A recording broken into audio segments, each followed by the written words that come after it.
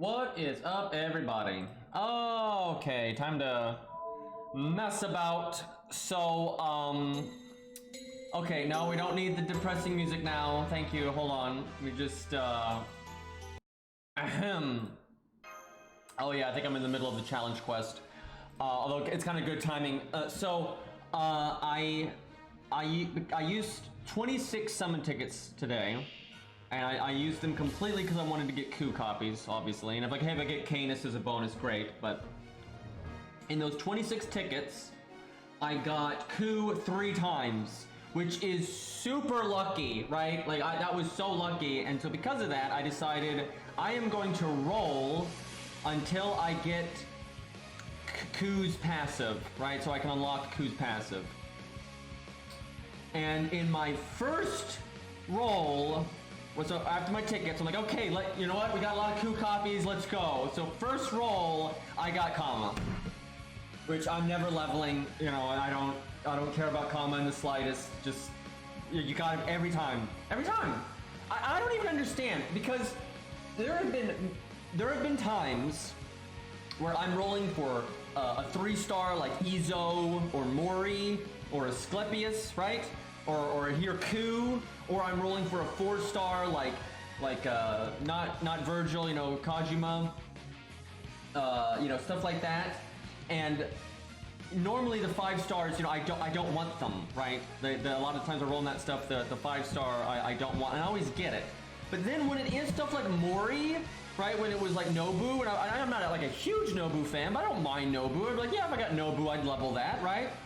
But no, I don't get that one, right? And like Asclepius, there was, you know, God Juna and Hot Wheels. I like both of those, right? Didn't get either of them, right? But then fucking Himiko, get 2 of them, right? Fucking Ishtar, get 2 of them. Fucking Kiara, get 2 of them, right? It's like, it's so bullshit. Like, and I swear at some point there's gonna be like some 4-star I want, right? And like a 5-star I want, and I'll just never get the 5-star. Anyway, while rolling for coup copies, I got a Kama, but I got spooked by so many 4-stars.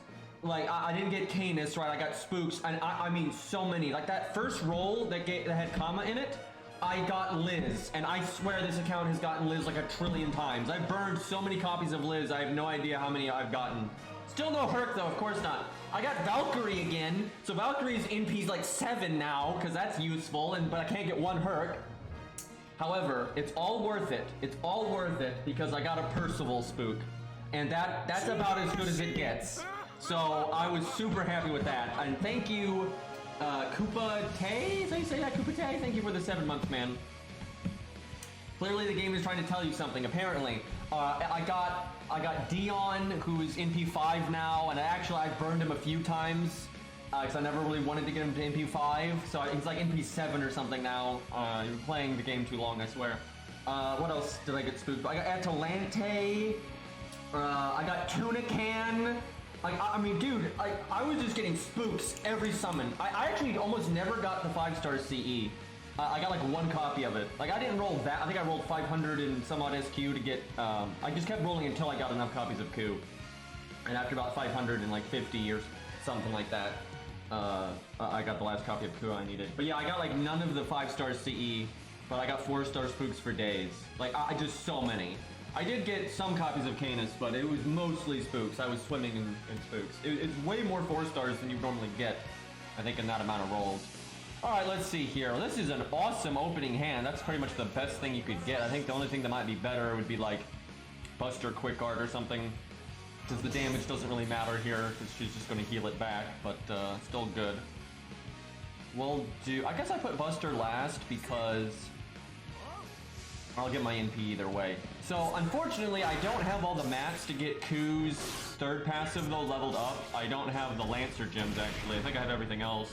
So, I'm testing out his Berserker damage here, but unfortunately it's not as high as it could be. Because, yeah, skill gems. I think I got 2 or 3 Canises. Got really lucky at the end. I remember for a long time not getting any, but like right when I was getting the last copy of Ku, I got her, I think, once or twice. Okay, well this hand's not so good. But yeah, I'll use Canis. I want to compare her to Ushi. We were talking about that, you know, an 80 Canis versus a 70 Ushi. So we'll do some messing around with that. But no, no Herc. All those spooks, still no Herc. Bunch of BS. Alright, I'm gonna get my NP no matter what. Unfortunately, the damage is barely gonna matter here, because again, she'll just heal it back.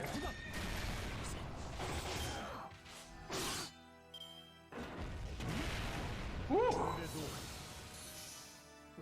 The one way you get wrecked here is if you get like crit at a really bad time.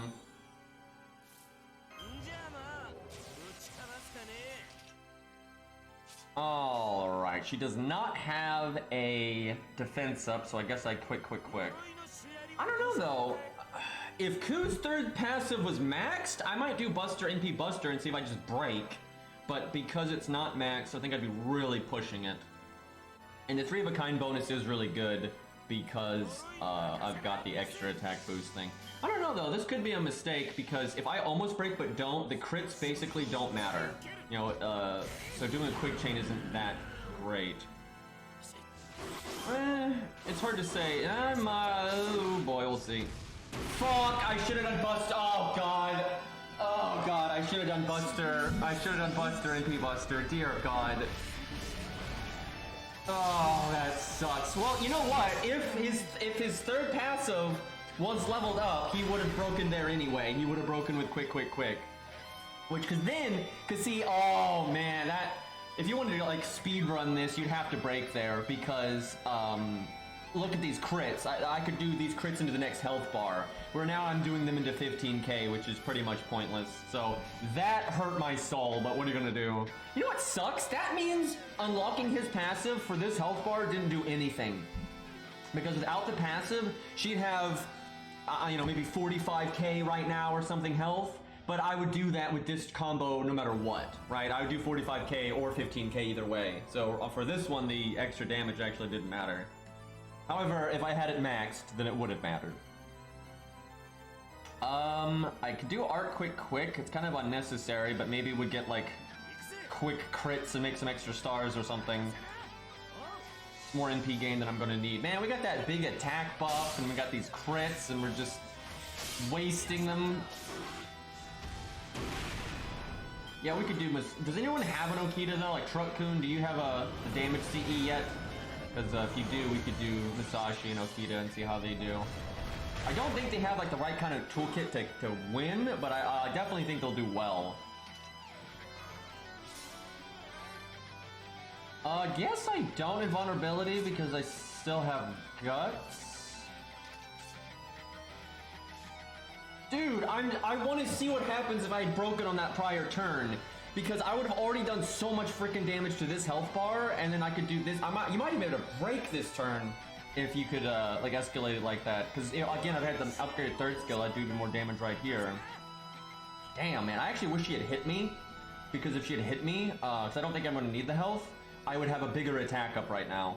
So if we had gone a turn sooner, done that crit turn on this health bar, and then she had done damage to us when we were lower on health, so we had the bigger attack up, you might be able to break. Yeah, you might be able to break this turn if all that stuff happens.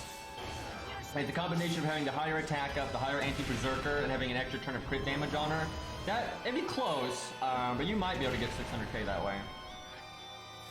Now, I thought she proc guts there. Because she didn't, I'm trying to think what I'd do with PFA. It's kind of awkward. I could just pretend she procced guts and cast PFA anyway. I think I take the turn out of it.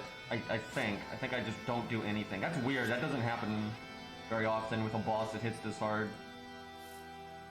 Well, I guess she does only have 2 actions per turn, so actually it's probably not that rare.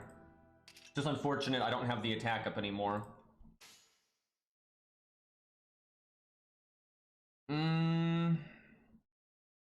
Okay, I don't want to NP next turn because I think she'll be low enough that I wouldn't want to. If I crit here.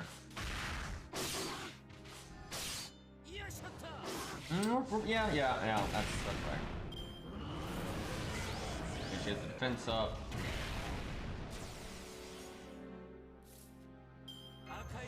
I don't know, it would not have been bad. I may have messed up there. It would not have been bad to cast PFA because she only attacked once. So I'd still have 2 actions of PFA. That's a hard call.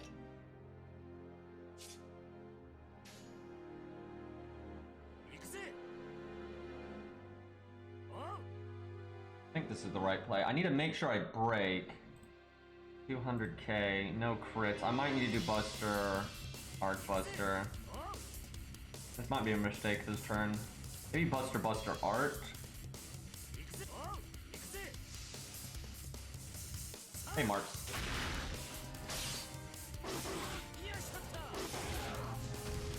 Okay, I definitely could have done Quick. I should have done Buster, Quick Art. That definitely would have broken. We had loads of overkill. And then I would have definitely gotten my MP. Damn. Yeah, that was a mistake. I don't think it'll cost us. But that was definitely a mistake. So I have 2 hits, so she can't kill me. Still have invulnerability, which is kind of nuts. And then I still have everything. God.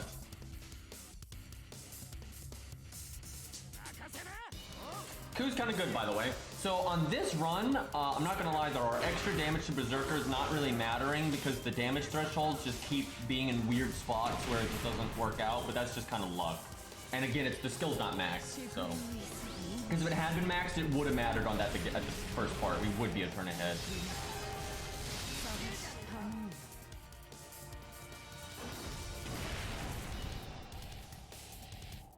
Okay.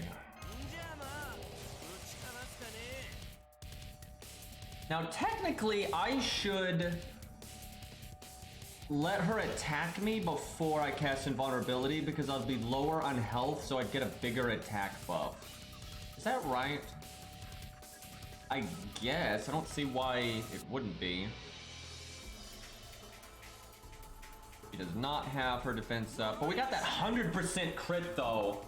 Oh, that's tempting, and it's the anti-servant damage too. That's really tempting. There's a lot of good challenge quests. There's the Romulus one from Guildfest, I think is very fun.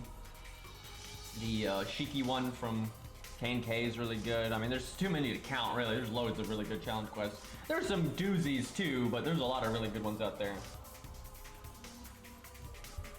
Wouldn't rate this one that high. It's you know, it's kind of a fun playground for messing about, but it's nothing too interesting. Quick chain versus guaranteed big boy buster damage. I kind of want to do the quick chain just because you might get 2 crits next turn. And the 3 of a kind bonus is nice. That's tough though.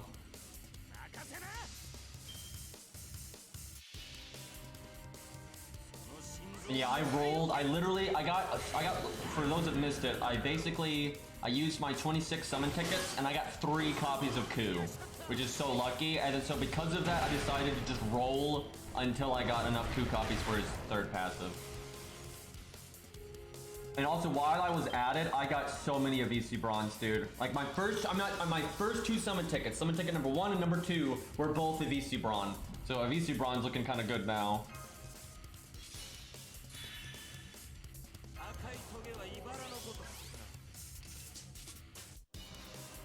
Alright, if I NP again, we win, but I could probably kill her with normal cards. Let's think about it. So I can live at least 1 turn because of PFA, no matter what. I can live at least 1 turn because of invulnerability, no matter what, and I might get 2 turns off PFA.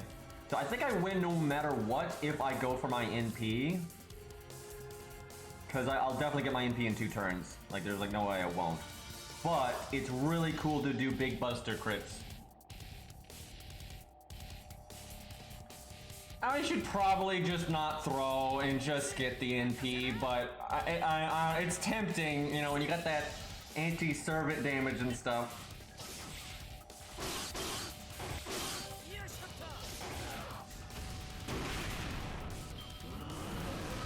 I could see us being, if we had crit there with our busters, we could have potentially won on this turn. Okay, so if I had maxed out his 3rd skill, and you get a little lucky, I think Ku can beat this challenge quest by turn 10 or even 9. 9 would require very good RNG, but I think if you max his 3rd skill, you could beat this on turn 10 pretty regularly. Did she buff? She did, so she can't kill me this turn, so I don't need to cast Invulnerability. But it's impossible for her to win then. Like, there's no... I mean, I think it was impossible for her to win anyway, but she's super fucked now.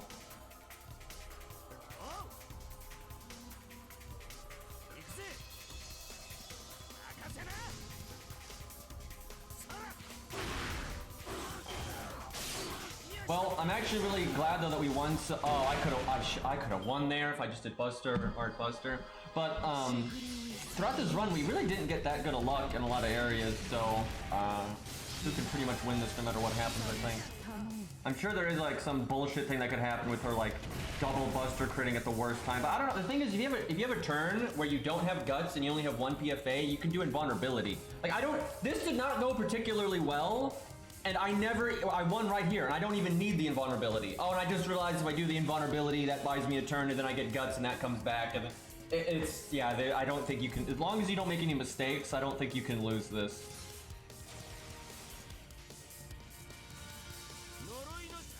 Okay, later I want to do, because this boss hits kind of hard, I want to do a buff cycle thing, and I want to see how hard I can make Ku hit here, like the event CE. I'll actually be really glad when I get Bond 15 on Ku. He's like 790k away or something, because it'll let me get enough coins to grail him, because I'm out of coins on Ku now. So even though I have grails, I can't grail him. It's not the best.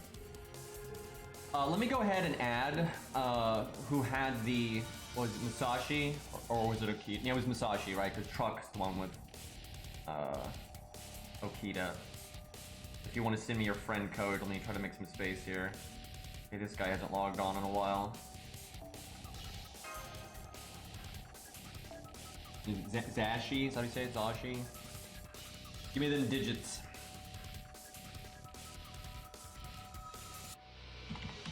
Let's do Canis though and Ushi. I'm not going to do them against the challenge quest, so that makes no sense, but we're going to do them like some team stuff, maybe against Lobo. We'll do solo against Richard and see how they do. That is a big Musashi though.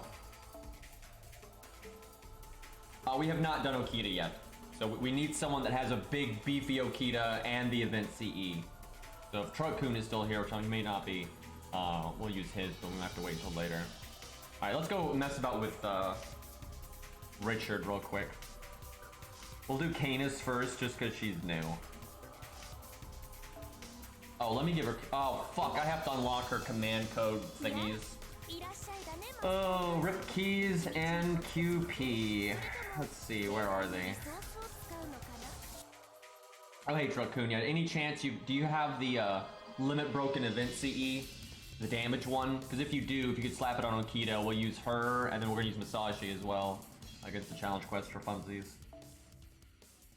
I think just give her whatever command codes you think are best.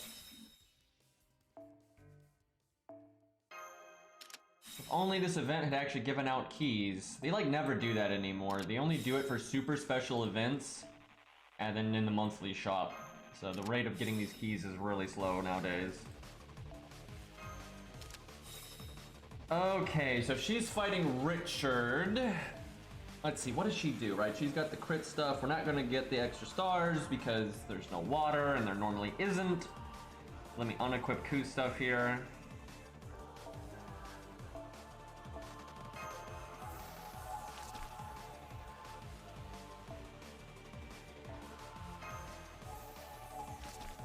Oh, are there keys in the point ladder? I didn't look. Well, that's nice. That's something. Yeah, I literally just rolled until I got Ku's passive. That was what I decided to do because I mean, I got lucky, man. I got 3 Kus and 26 summon tickets. So I was like, fuck it, I'm getting this done. I was so tired of not having his 3rd skill. And I got spooked by so many 4 stars while I was at it. But dude, it's all worth it because I got Percival. Like honestly, I don't regret it in the slightest that I used all that SQ because I got Ku's passive. It got me Percival. So I was looking through the 3 stars that I got though. I got a bunch of copies of Fergus and Proto-Ku and a VC Brawn. I barely got any Ushis. Between all that, I've rolled, you know, millions of FP now since the coins got added. And now I've rolled a good chunk of SQ there. Ushi only has 85 coins right now. which is pretty atrocious. And some of that's from Bond and like the initial coins they give you. So I've gotten very few Ushi copies since the system's been added. Which sucks because giving her like in a team, because I mostly use Ushi in a team setting, right? I haven't grailed her or anything, so she's doing like typical 1 to 3 star, you know, setups and things like that, you know, budgety stuff. And giving her a 50% starting in PCE, with if she has her passive starting battery, will work really well for her. She can just so smoothly get that first NP, which is what you want. All right, we'll give her the anti-dragon for sure. I feel like she won't use her quick very much. I almost want to do Star Bomb on her arts.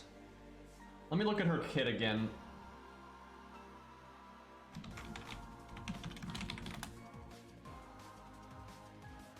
Let's see. Man, I really wish she had a better toolkit. It's like, it'd be so much better if she was just always on water. If she was always on water, I'd be like, yeah, this is a really solid 4-star, but because she needs that niche, it's kind of eh.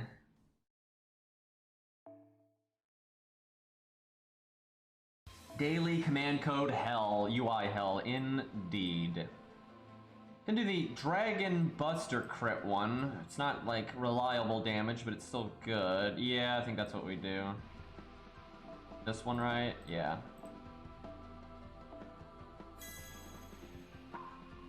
I think I'm gonna go Star Bomb on our art cards.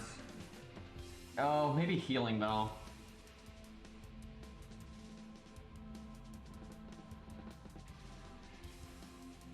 Oh, have we not done Okita versus the dragon?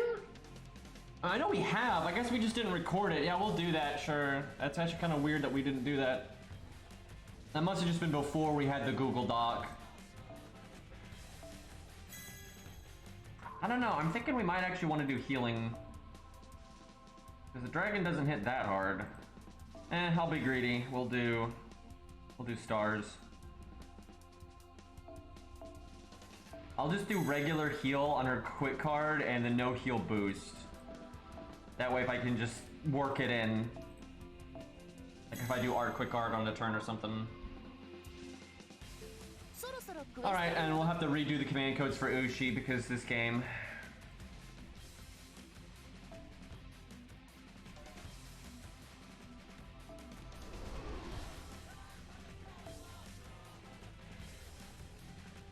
If her NP created water for 3 turns, would it be better? I mean, it wouldn't hurt.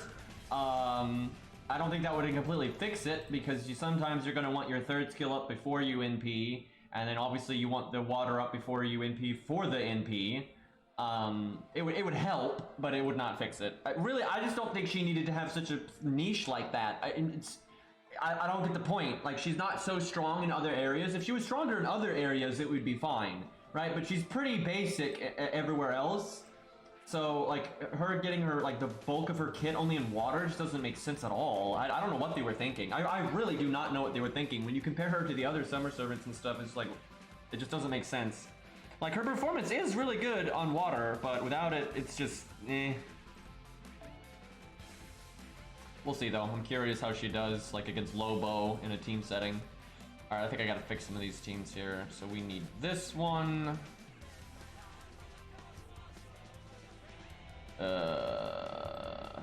There she is.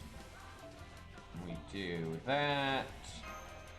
Got our boy Ash in here. Not Ash, Arash, excuse me, different archer. And then that, not that he actually needs it, but I guess Atlas? Yeah, we'll do Atlas. Alright, off we go.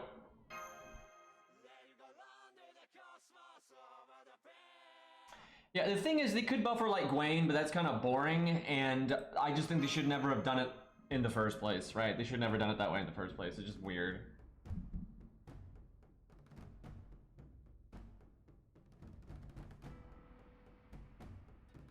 Now, I don't think they're going to give a command code that would set a status. That's too wonky, and again, at that point, why even do it? You know, if you look at the command codes that enable things, it's for things that are a lot more like reasonable. You know, things like burn and stuff like that. That's you know, like having a command code set sun. You know, that's just kind of silly. So I don't think they're going to do that. Also, my music is like locked up. There we go.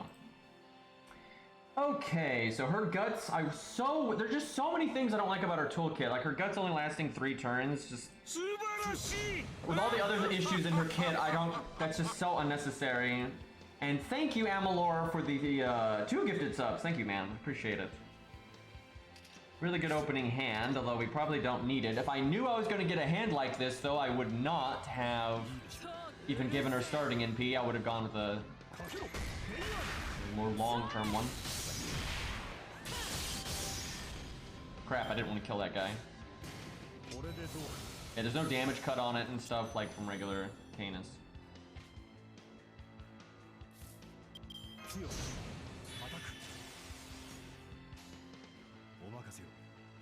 Watch this star gen. I'm like 7 stars. Actually more than that because of his extra attack, I think. Not by a whole lot though. 13. Okay, it's almost double. I'm full of shit.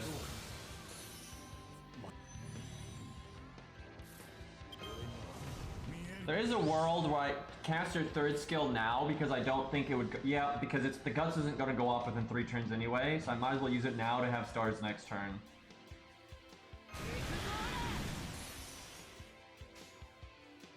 Let's see. Am I okay with throwing out that heal just for extra stars right now? I could just do the star bomb, let's do that. That's 3 stars guaranteed. I should have done her art first, I just didn't want to kill that guy if I could help it.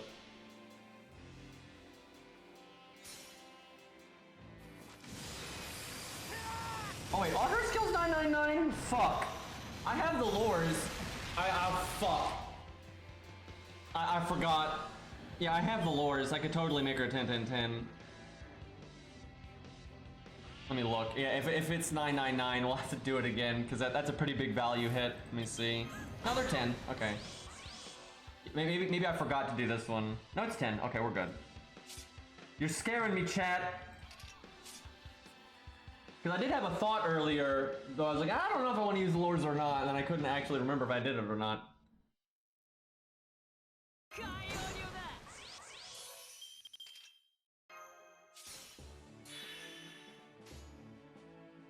Well, I guess we art because the way the crit spread is.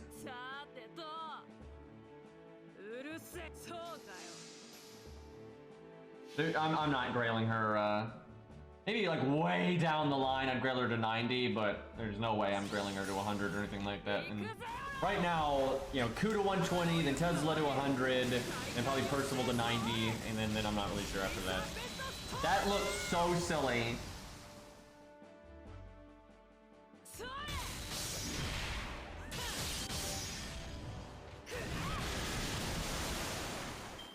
I guess we don't really have to use Ushi, do we? Because Ushi's actually already on the list. We can use Ushi when we do Lobo stuff.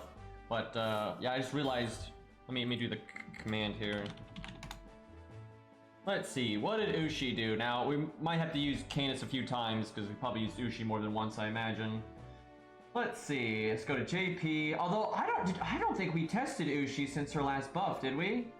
Because I remember testing her against 100 Face. We did, like, team and solo stuff. But I feel like that might have been before Ushi got buffed, but I don't know. Let's see. Ushi made it to, it's like 500k. I have no idea if that's, you know, before or after her buff though. But looks like she made it to about 600k, a little under 600k.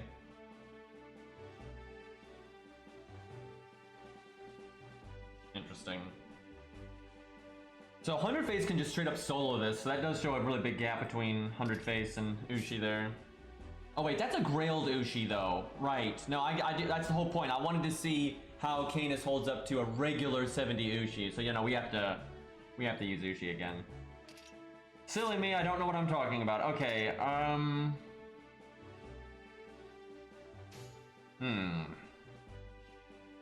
Actually do kind of want to do the heal. Sucks because we don't have a quick up, we have Art and Buster up, but I think it's worth. Triple crit though. Getting very good luck so far, we've actually crit with every single attack that had a crit chance. And Richard is being merciful right now.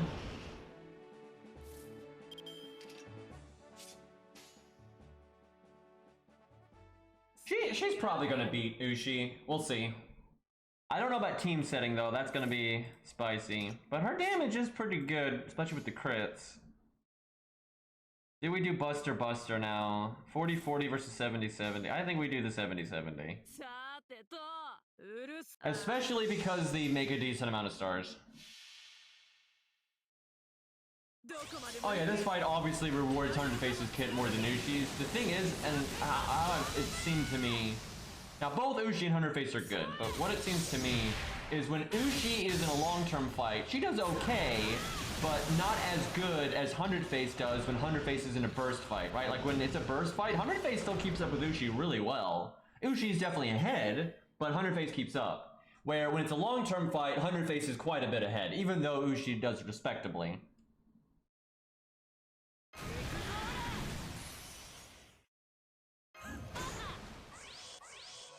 I will say, if we had the water bonus, we would be doing really well right now. No such luck, unfortunately.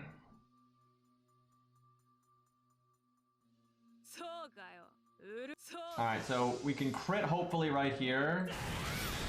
Come on, there you go. Like one crit would be good enough for me. Okay, I'll take two. But then we get to do one big more MP turn here.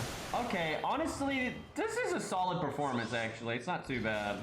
But she's level 80, she's not 2k foed, you know, there's nothing real fancy here. She's doing better than I thought. And we have one more big... Oh, actually, no, we're not dead yet. Wow, we kind of lucked out there. I would say more times than not, we would not get this much time. Normally, Guts would have gone off there, I feel. And then we'd have to do invulnerability, right? But that's really lucky what just happened there. Yeah, the for real, with water, if she has water, I think she's legitimately very good. But without water, I think she's just okay, right? Maybe, well, I think probably a little bit more than okay. I think I have been underestimating her a little bit. I mean, this is pretty damn good for a level 80.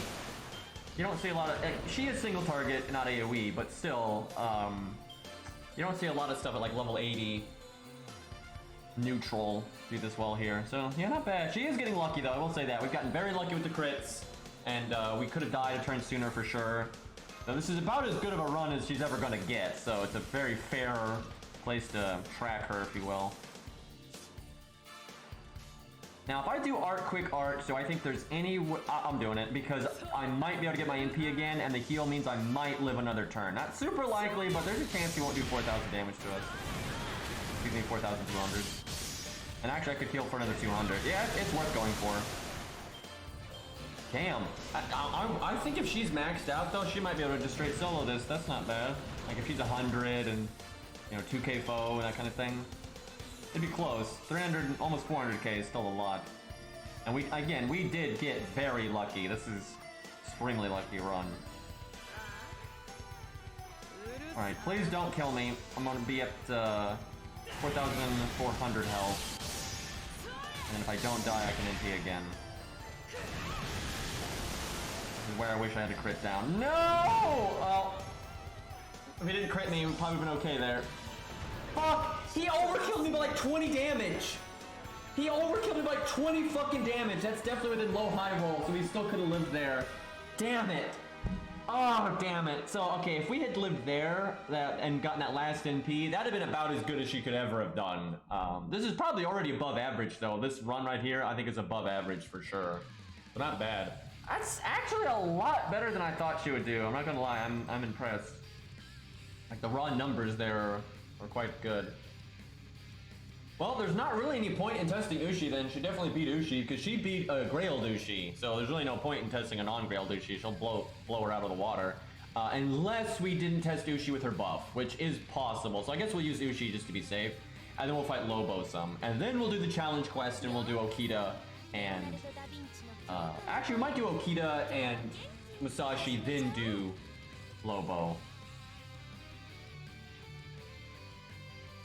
I will say though, I gotta stress, that was very lucky. Like there was just so much good RNG throughout that run. And obviously wasn't lucky on that last turn, but that last turn not being lucky kind of made up for that extra turn we got with our guts not going off when it should have. So overall, that run was definitely above average. If that was in the water, we might have been able to just win right there. Extra attack up and stuff is really good. Like, I think she really will be a monster with water, right? You're gonna start seeing some just disgusting damage, and she loops decently well. I definitely think Star Bomb on her art cards is right, though. That definitely felt like the right thing to do.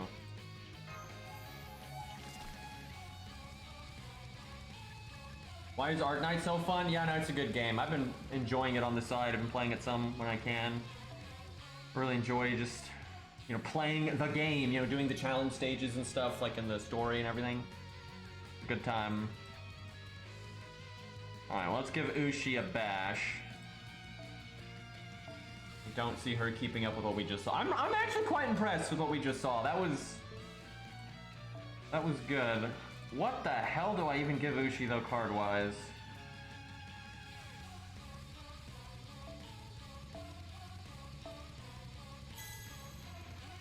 I know for a fact though, Ushi's not getting that far. There's just, and even if she got equally good luck, she's not gonna do that well. Watch her though just get horrible luck, like just get shit on. I think she can incorporate heal boost onto her quick card pretty smoothly.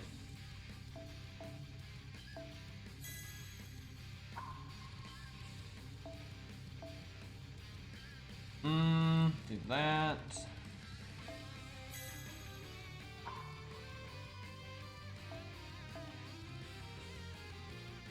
I will say, seeing what we just saw, and then we'll see her against Lobo, I do think she would be quite a monster at level 100 and all that fancy stuff. I ain't gonna do it though. I'm happy enough with just regular Canis, so...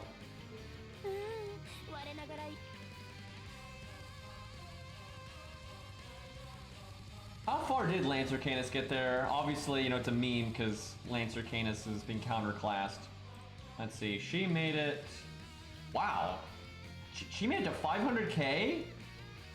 That is with the Yang CE, so that's, you know, we gotta keep that in mind. I suspect Ryder Canis might have won if she did Yang CE there. Because she got lucky and she didn't need the starting NP. She got all those art cards.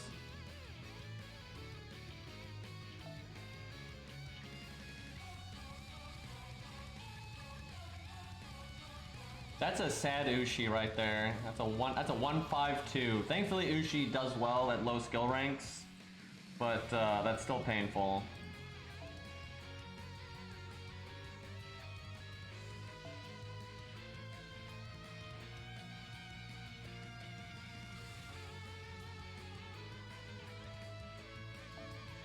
Okay, they're both 10-10-10, they're both 1k foed, neither of them are grailed. Although I will say most people will probably that get Ryder Canis will probably have her at NP1 or NP2. So mine's a little bit above average in that area. Where everybody's gonna have Ushi at NP5.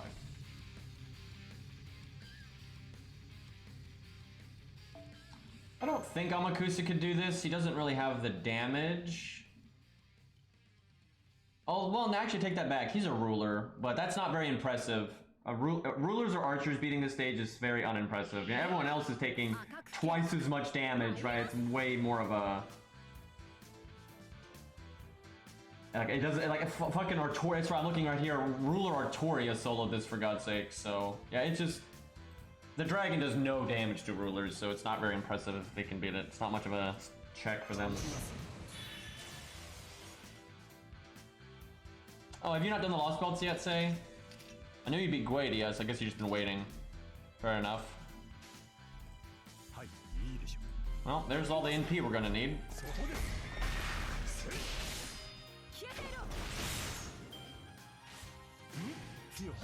Let's see, I don't remember how many coups I got. The thing is, I wasn't rolling for Canis, I was rolling for coup. Like, you got that backwards. I literally just said I'm gonna keep rolling until I get Q's passive unlocked, which is what I did. I didn't really count though, because what I did was I checked and I got to the point where it was like, okay, I clearly need 2 more coups to get it. So then I just counted the next 2 coups. I kind of didn't keep track up to that point though. Quite a few though. You only get 15 coins per, so it took a good number. I just got so lucky. I wouldn't have even done it if it wasn't for how lucky I got when I used my tickets. I got 3 coups and 26 tickets. I mean, that is just so lucky.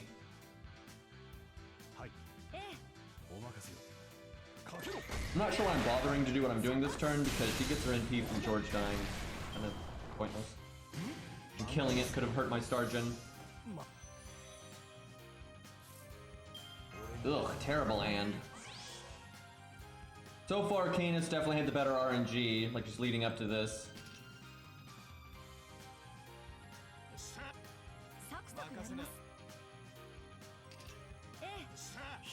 He had a way better hand right there, Stargen.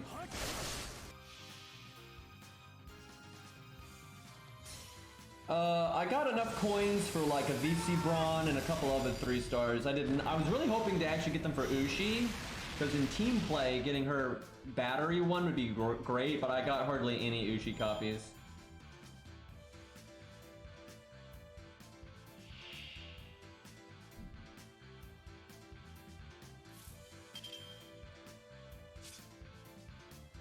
The thing is, I need to roll again. I need more coup copies still. Like, it's still not enough. I'm gonna wait a while because I don't want any more copies of anything that's rated up right now. I might actually roll story. I might be crazy, but I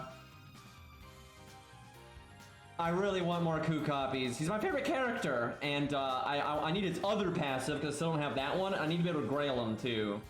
Because I'm not even, the problem is I'm not even close to being able to grail him. I need like, I think I need 3 more copies of coup to be able to grail him just once. Fucking sucks, dude. Like, it's so, I mean, he's a 3-star, and you just have to do so much to get their stuff. It's ridiculous. I should probably wait though. I don't have that, you know, that much SQ, so I should probably just hold on. I'm happy getting his 3rd skill, right? That's a big help, but I really want to get some levels on him. Okay, let's go here. Yeah, I wouldn't be so happy if I get Coup Alter, but I could get Herc, I could get Tesla, you know. I'll just wait a bit though, because you never know. There might be another 4-star that is like, oh hey, their gameplay's kind of neat. You know, if I can get a consolation prize while I'm at it, I definitely want to be able to do that. You know, it's way smarter to do it. And it's not like, you know, Coup already beat the challenge quests and everything, so it's not like I need to, you know, get upgrades for him for anything pressing.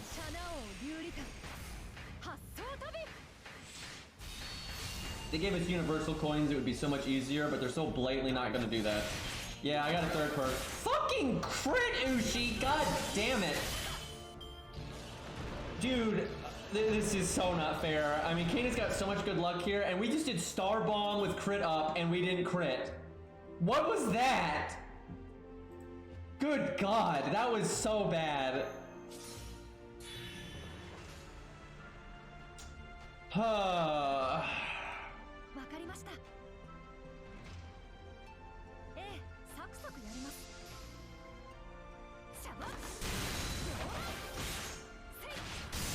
What the fuck? What is this? You just get 90% crit, I'm just. This is bullshit. This is so bullshit.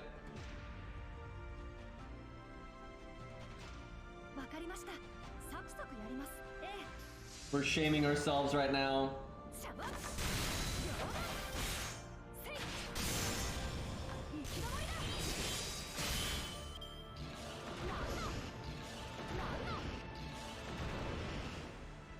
Oh my God.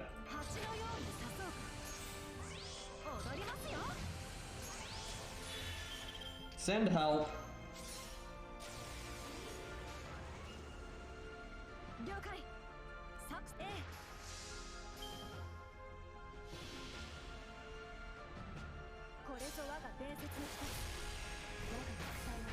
You've gotten so few crits, dude.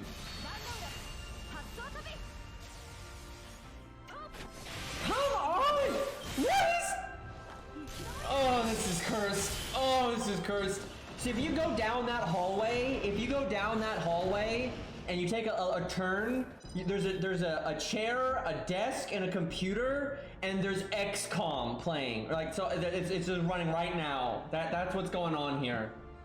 It's fucking horseshit, dude. Hi, Cairo. We're having a very unfortunate series of events here. I'm just gonna pretend that didn't happen.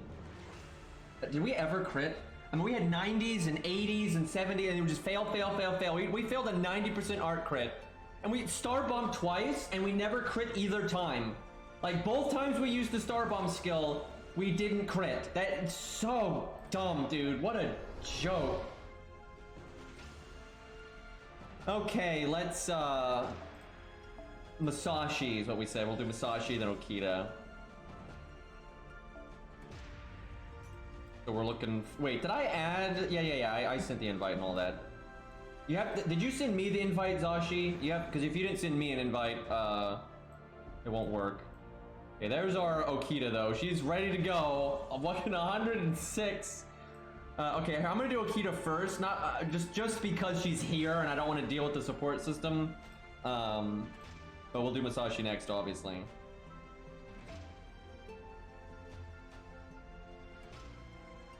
Okay, very big Okita.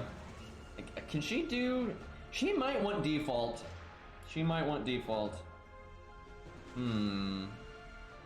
I'll try Atlas, see what happens. But yeah, default could be the way.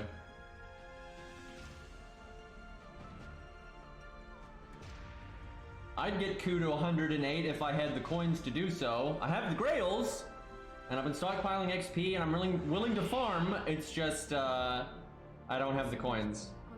But like, hey, I got my third skill finally after way too much time. I wish I had that for Fluffy, dude. It would have helped for Fluffy so much. Not a good opening hand, but it shouldn't matter because she'll heal back the damage you do anyway, and we're gonna get her NP because of the extra battery she has from her passive. What is Okita's bonus damage passive? I'm assuming Trokun has it. This is Okita's BP. Avenger, well, that don't do us any good. Oh, the music's looping.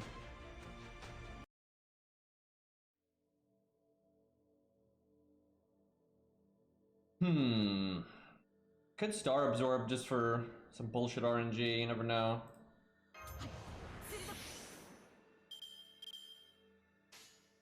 Guess I throw the heal away here, it's worth.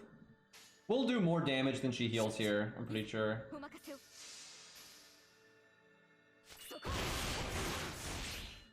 Damn, if we'd gotten one crit there.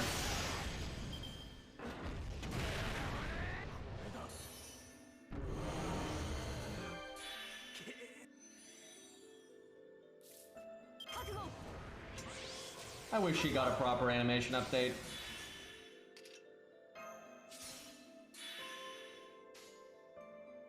Now, we do, I guess we do quick. 3 of a kind bonus and the quick up. It's just we have crits on the Buster cards, and if we actually crit with those, we might break right here.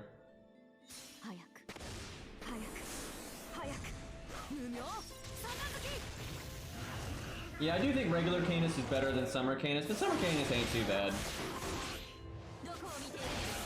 I'm just very unhype about her because I'm getting so tired of everyone being like, oh, you're gonna Grail Canis. It's like, I have regular Canis, and regular Canis is the same thing but better. Right? Like they're not even that different. It's literally the same character. They act exactly the same way, and the Lancer one is just cooler. Why do you all think, like, I don't get why people like why do you think I don't Grail Caster Ku? Right? Because Lancer Ku is the same thing but cooler, right? It's like, wow, he's wearing a robe now. Like, you know, I don't care, and I like his Lancer version a lot better, and he's also stronger gameplay wise. So it's like I get asked that all the time why I don't Grail Caster Ku, and it's like it's literally the same character, and they act exactly the same way. And I like melee stuff way better. Yeah, I'll give it to Caster Ku, right? I really don't like casters, right? Like people that sit in the back row and do ranged attacks, right? I don't ever really like that. But Caster Ku's pretty cool, right? Like, you know, not half as cool as like Lancelot, you know, with all his cool animations and everything, right? And Lancer Ku's not half as cool as that, but for a caster, you know, he's all right. But yeah, I don't have a lot of desire to use Caster Ku because I'd rather just use Lancer Ku.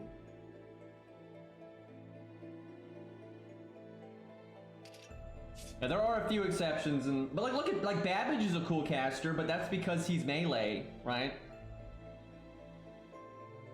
That's why I'm surprised at, wait, I shouldn't say anything. I was gonna say something, but Tales of Arise stuff and Kairo's here, so I'm gonna shut my whore mouth. I could have broken last turn. Oh, fuck, that's annoying. Fuck. Dude, look at these crits! We have so much damage right now! Oh, this sucks. Like, I'm never grailing a Summer Canis. I don't even have Mordred Summer. I don't really care to. It's like, if I got it for free, then sure, but like, I don't care. I'd so much rather use regular Mordred. The only example of like a more silly version of a character that I like more is Ruler Martha, because Ruler Martha punch real good, right? And punching is awesome. So, you know, there's that. But that's like the only one I can think of where the silly version I like more than the serious. So it doesn't matter if she lands the debuffs because you just use Atlas on it and there's no other debuffs in this fight, so you're not sacrificing for it. I guess I have the invulnerability now. Dude, we're so behind because of that turn. That burned my soul. True, Time Moon does like Ruler Martha more than regular Martha. They use her way more, and she's in like promo stuff way more. Rider Martha's fine though, and Rider Martha. So here's the nice thing about Martha, is Rider Martha gives you such good utility, right? And there's no crossover in any way with her ruler self. They're just so different in terms of how they function, and so that's kind of nice, right? Where it's like, look at Mordred, right? Rider Mordred is decent, but she doesn't offer me anything that I actually need, right? I don't need another AoE Rider. I never have trouble 3-turning where I need to use Rider DPS between Medusa, Spartacus, Araj, my Achilles, all that. I don't need it. I literally don't need it. So I probably would eventually level Rider Mordred if I had her, but it'd be pretty low priority right now. Where with Martha, it's like, okay, you know, she gives you buff removal and debuff clear. You know, that's pretty handy, right? So that's quite nice. But yeah, just generic farming. I don't, you know, I have no problem with that anyway. And with Ku, I will say with Ku, you know, Caster Ku does feel, he is a DPS, he's a survivability DPS, right, just like Lancer Ku, but he is AoE in Caster opposed to single target Lancer. But I don't know, it's hard to explain with Caster Ku. It's like, you know, he's fine, and because I like Ku, I obviously like Caster Ku, but, you know, he's good enough at 70, and again, I just don't really hype, you know, his design that much. So I guess I don't really hype Lancer Ku's design that much, to be honest, even though I like the character a lot. But I mean, the blue tights thing is not the best look. But yeah, I'm happy with Lancer Ku, right? I just focus on that. I don't really care too much about Caster Ku.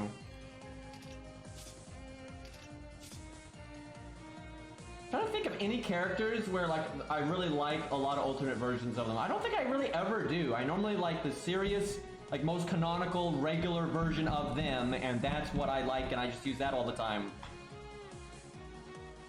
And Proto-Ku I kind of just see as a different character, because he has a different voice actor, he's from a different world, and his character is different. They're obviously very similar and have a lot in common.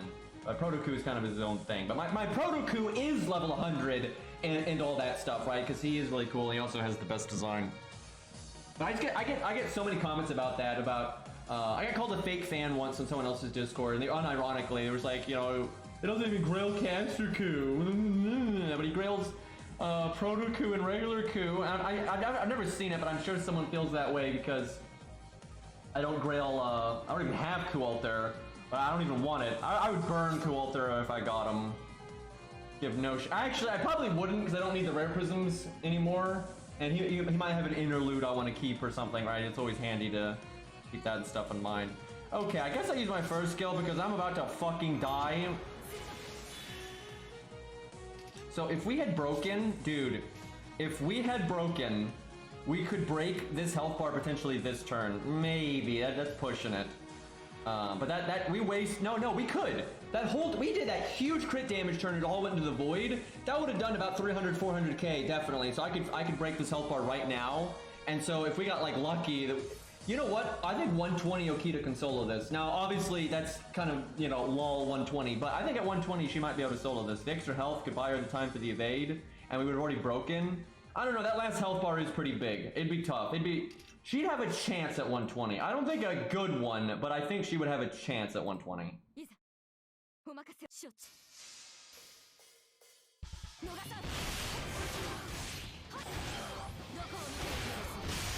Damn it. Yeah, we so would have. Oh, that sucks.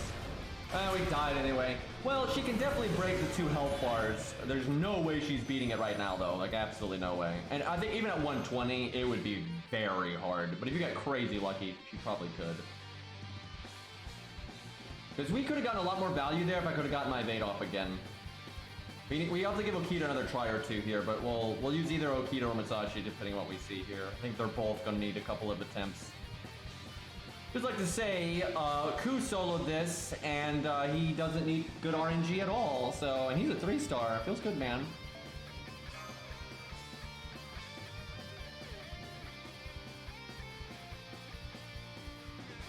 No, I don't like Ku Lily either, as I just described. Okay, anybody that's watched me for any period of time, right, if what I just said, right, and then it's everything I just said, plus a kid character, right? Where do you think this is going, right? You know, I don't use Kid Gil. I use regular Gil, right? Thank you, right? I don't care about the kiddies. You know, and Caster Gil's another one, right? Caster Gil's fine. You know, it's basically exactly the same as regular Gil. But I grail regular Gil, but I don't grail Caster Gil, right? I don't. Like, do you see a theme here? Right, I grail Gilgamesh, I don't grail Caster Gilgamesh. I grail Mordred, I don't even have Rider Mordred, right? There's a pretty obvious track record here, but every time there's an alternate character for a character that I really like, people are like, surprised Pikachu when I don't NP5 and grail them to 100. It's like, brah. Okay, did you really add me, Zashi? Because, I ain't seeing ya.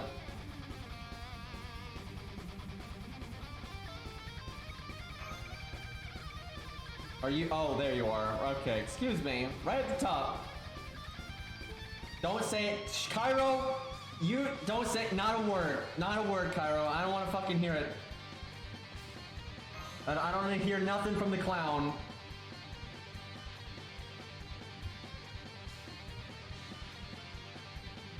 That won't stop me from asking, because I can't read.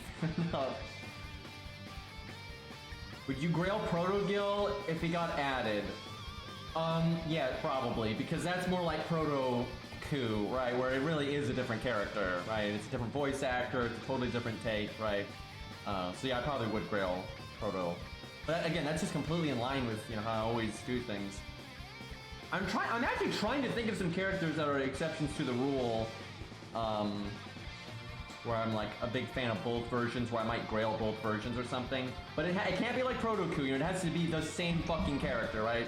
I really can't think of one. Like, I grailed Atalante on my ult account, but I have absolutely no plans of grailing Berserker Atalante on any of them. Kind of Lancer Artoria, but even Lancer Artoria is almost like Proto-Ku. Well, not really though, because I don't grail any other Artoria, because Lancer Artoria is literally the only Artoria that I like, really.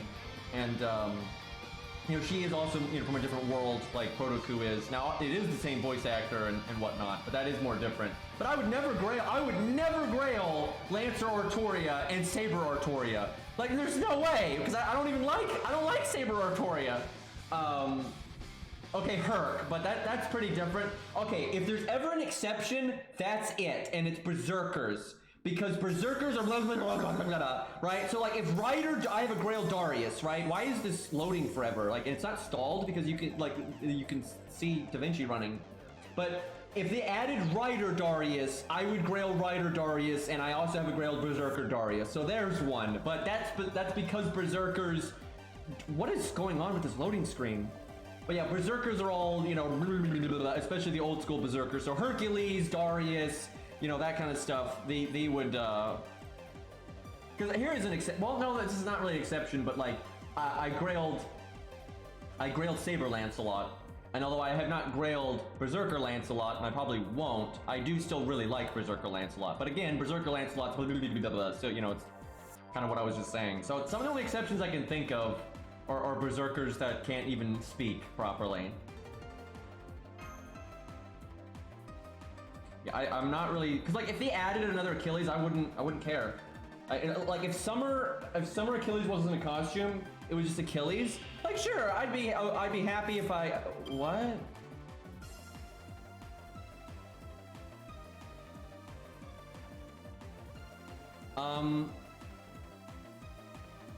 What?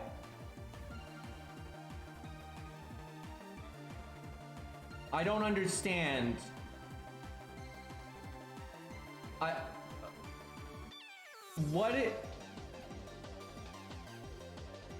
Why does she have quick up? Are we Okita right now? This is Okita's last turn. What is going on? I gotta stress, I'm not on an emulator right now. This is Samsung Dex. This just plays my phone on my monitor. This is we're Okita. We have Okita's skill up right now. This is Okita's last turn. And look, Okita's evade was on 1 turn cooldown when she died. What is happening?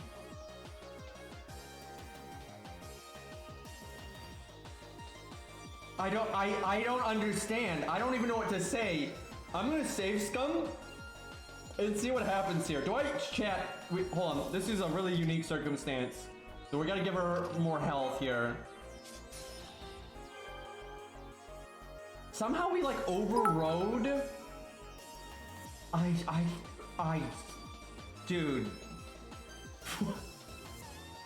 So is Musashi better with Okita's cards?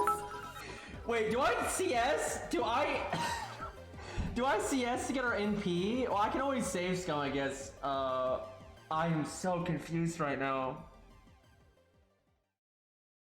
Wait, Okita doesn't even have 2 quick animations. Hold on. Yeah, what happens if I do double quick? Because she's not supposed to have 2 quick cards. It's her voice. Dude, I don't, what is going on? Okay, I'm gonna do this just because we're not here to win. Fuck winning the stage.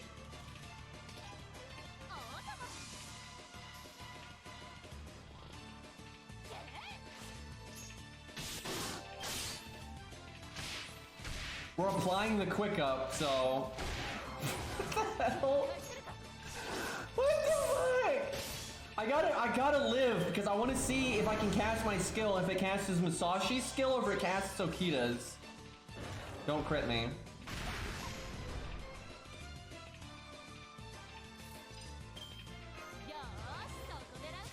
It casts Musashi's. What the fuck? Dude, that means we benefited from Okita's skills? What is going on? So we're playing Musashi, but she has Okita's deck, and she had the lingering skill from Okita's skill that she cast. What is going on? This is ridiculous. Oh my god, we gotta post this to YouTube or something. Oh my god. This is wild, dude. Alright, we actually could break without using our NP. I think. This is crazy. I like how the NP has the card though.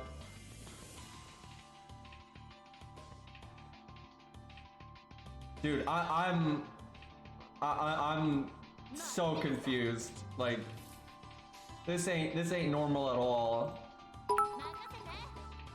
Okay, we'll do that. See if we can break. What does my Musashi become? I know, right? Getting the quick deck somehow. I wonder what on earth we did that caused the game to freak out like this. Please tell me we have our extra attack damage. I don't think we did. Damn. That's really unfortunate.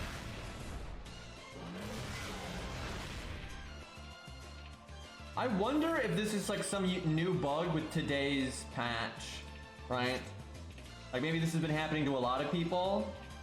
So now that's so weird. Now our deck is back to normal. That's really strange because it wasn't just the first turn. Like I'd kind of understand if it was just the first turn, but it was the second turn as well. That actually sucks. I kind of downgraded our deck here. Our command codes changed. Our command codes changed. You know, that's probably what it is, Cairo. I bet you it's because the deck shuffled on every third turn, that whole shtick. That's probably what it is. Chat, and we did not close the app on Musashi, right? We didn't save scum when Musashi died. We just let her die, and we just left and went back to the menu and started over on a new unit. Like we didn't. I'm so freaking confused.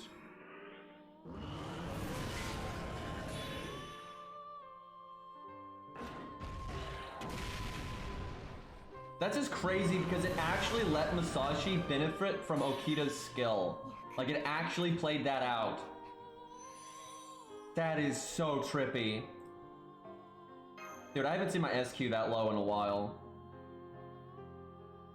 I would love to abuse this if there was a way to find out. Like if we could reliably mimic it. You could fuse... Dude, you could fuse so many bullshit skills together. You could do so much nonsense.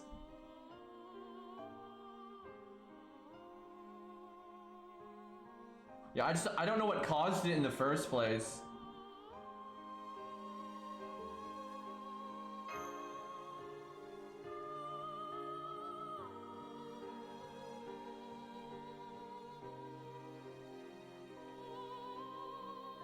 Q plus Canis, yeah, you can get all that attack up and stuff. So anyone with like a lingering invulnerability and PFA, that would be pretty busted. Okay. The extra starting MP is good for her just because she has a triple buster deck. That's actually nice.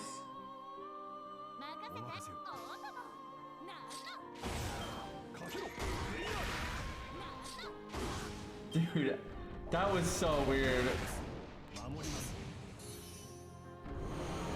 Gramps with triple quick. Oh man, the amount of stars that would make.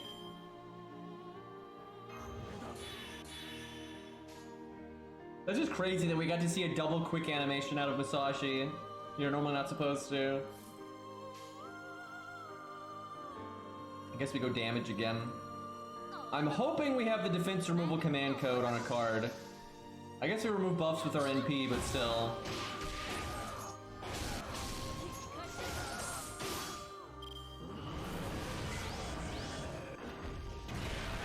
Yeah, they might have to be the same class, there's no way to know. Could've just been a coincidence though. Yeah, she's got the defense up. We do not have the command code, goddamn. Well, do this anyway.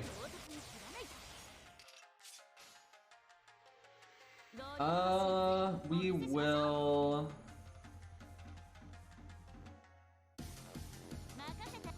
Stars and higher crit chance versus the faux pas. I kinda want the faux pas. That adds up here. The thing is, I've been playing FGO for a long time, and that's never happened, ever. And I've never even heard of it happening, so I kind of wonder if it's something new with like today's, maintenance, if something got screwy. Yeah, I suspect that both Musashi and Okita will both be able to break 2 health bars. And I think they both are going to need some RNG to do it, but they both have the same problem, where once they use up their survivability, they're just dead. And they're both in the same boat in that department. They don't really have an edge on each other. I have found that if the fight is able to go on, like if they're both able to live a little while and just keep going, that Okita pulls ahead. I found pretty universally that's the case. Where when it's in the short term, it favors Musashi a little bit, but they're quite comparable. Obviously, though, there is a bit more to it than that, though, because they have different pros and cons, with, like, Okita having armor ignore, Musashi having invulnerability and buff removal. There's some oddities, you know, that different fights can reward different things. Going for pure MP gain here.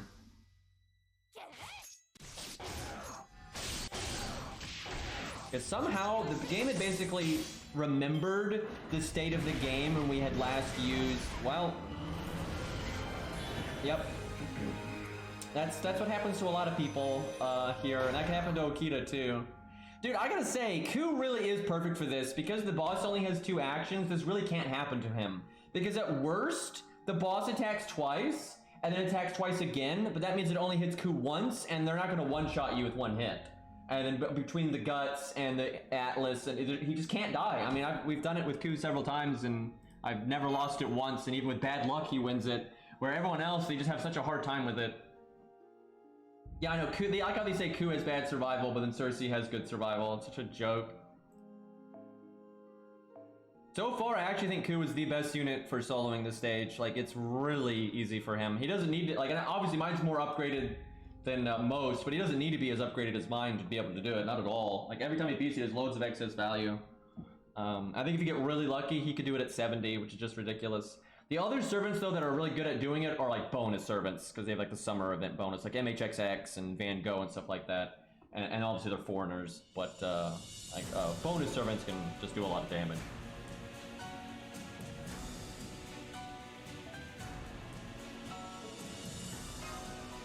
What's really busted is if you're a child and you are a summer servant, because then you're taking like way less damage because the boss does less damage to children, but then you do less damage to the boss, but then that's made up for by your summer bonus.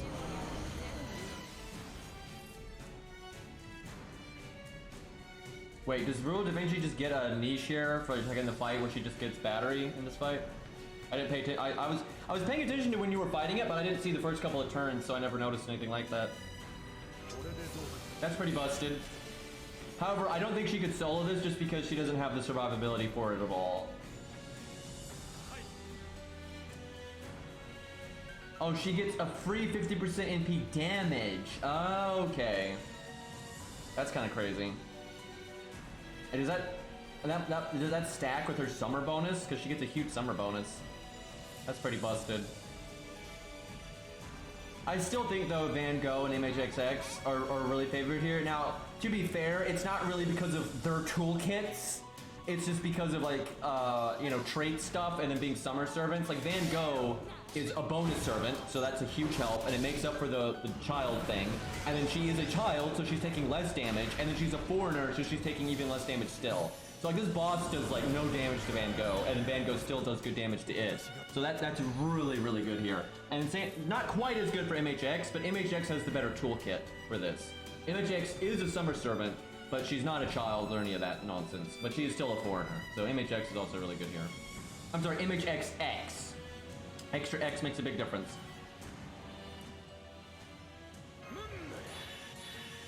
Okay, we really didn't get any damage here. Not ideal.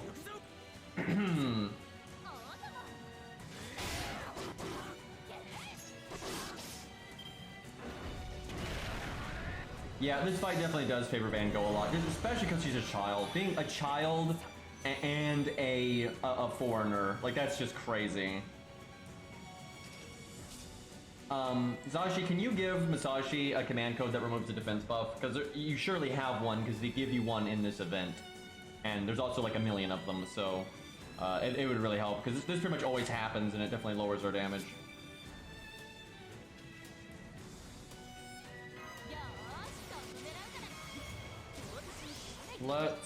There we go. Because, like, we don't need this one, like, at all, because our crit chance here is never going to be that good.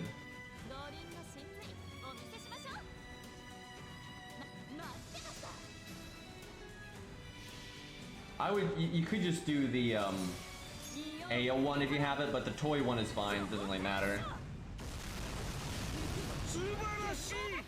Oh, she's not an event servant? Well, it really doesn't matter because she's a foreigner. I thought she was an event servant because she's in the story.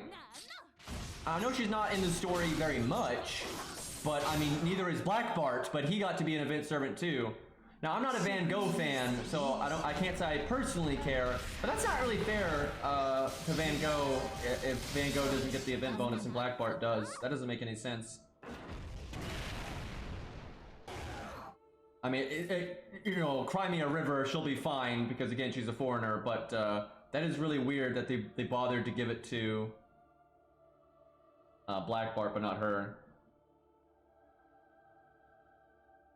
Like, because they gave it, I'm looking at, they gave it to every single summer servant, and then they gave it to some that weren't, that were, a lot of them were like pirate related, and just the ones that were in the story, like Ricky and stuff. That's weird that, because Vertra got the event bonus, and Vertra wasn't in the story that much, and she's not a summer servant. That's really weird that they didn't give it to her then. I was hoping Black Bart was an event servant, and 30k. But I was hoping Black Bart was an event servant because of a part 2, but that did not pan out. I do feel like Okita is actually going to do better than Musashi here. I think the damage ratios are going to favor her. We'll see. We'll do this several times with both and see what the average is, but I'm feeling like Okita is actually going to have the better average.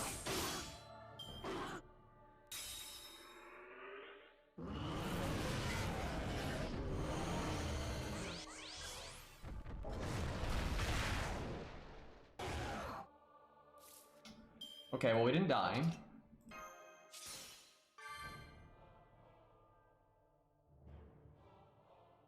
Do we have her third skill unlocked right now for the anti-berserker damage?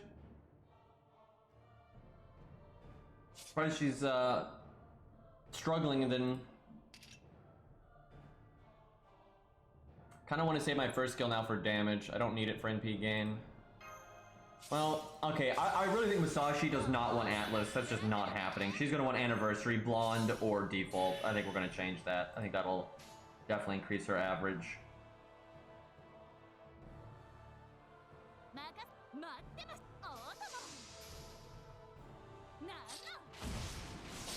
And then we don't crit with anything. Thanks, game.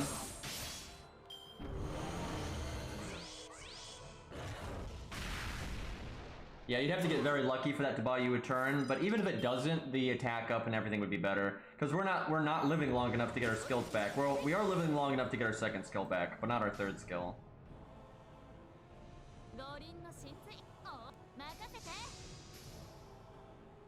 I will say, we have tested Okita versus Musashi in a lot of different contexts over time, and I do find Okita almost always wins. Now, Musashi has won a few times. However, in team play, it definitely gets a lot more convoluted. You know, things, you know, what supports you can work with and stuff have a huge impact on things. They're both totally capable of breaking the 2 health bars, though. I don't think either of them can beat it right now, though. No way. But I think they're both on a good run. I think both of them will beat the second health bar. Break the second health bar. Okay, though, we definitely should use Default. I almost want to say we should use Default for Okita. I'm not sure. Because a lot of these more normal units that, you know, don't have like just endless survivability, they don't live long enough for Atlas to matter. So it's funny, when I did this with Ku originally, I was kind of like, I bet you a lot of units are going to be able to solo this, but I actually don't think that's the case. I actually think Ku's pretty abnormal. Now, there are other things that can solo it, but a lot of the more typical units, they just blow up, right? They just explode. I think Enkidu can do it, but he needs to get lucky, because you need to basically get low on health, not die, and then use your third skill, get back to full, and then not die again, right? Like, you need to be able to get a full turn out of it like that, which you can definitely do, and Enkidu has a very high health pool, so let's try this. Okay, to be clear with that Okita clip, we had not played Musashi at all, right? Just the stage started like that.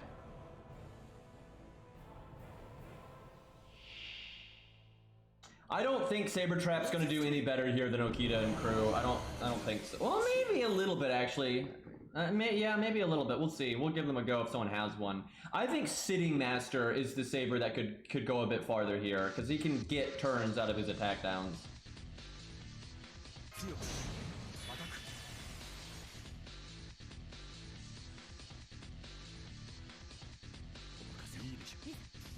Yeah, any Saber with good DPS that can get an extra turn of survival, I actually think has a chance of soloing it. Where if your only survival is just the one evade or the one invulnerability or guts, then you're kind of in for a bad time. But if you can get an extra turn or two of survivability, I think, and you have really good DPS, I think you can do it.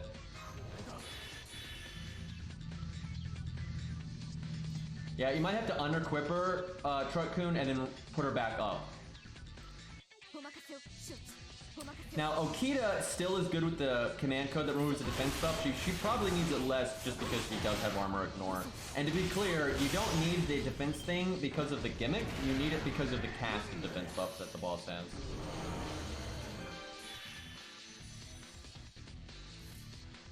I don't think Fergus could do this because he's AoE. Now, he might be able to do it at level 120, right?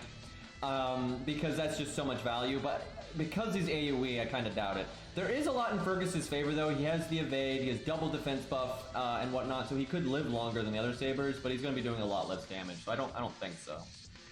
100 Face, maybe. 100 Face, maybe. Definitely think 100 Face could do it at 120, because the extra health would buy her the turn, but at 100, it would be tough. Like, it's not tough at all for Ku at 100, like, it's not even remotely tough, but for 100 Face, I think it would be very tough. And I'm not even sure she could do it, but she might.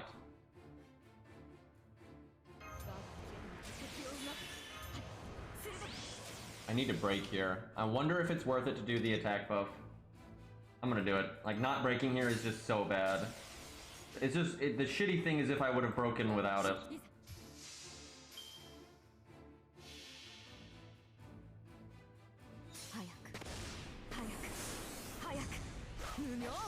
God, that cut-in is so awkward!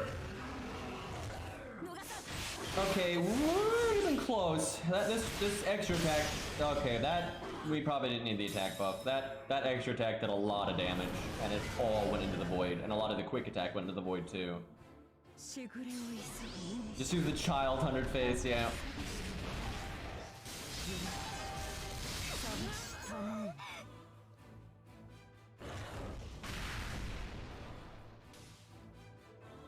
I don't actually need to remove that debuff, but there's no other debuffs. And actually, oh, fuck.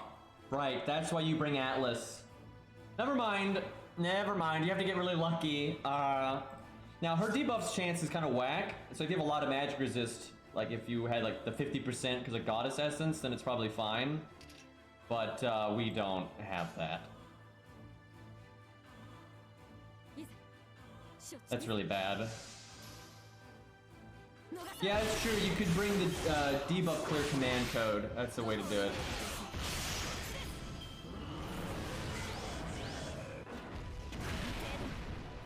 Well, we lived.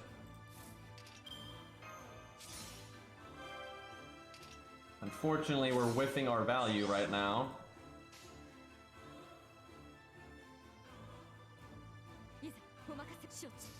Come on, get lucky. Wait, I should have done the defense removal. What am I doing? Although that did give me health back, so I could theoretically live here.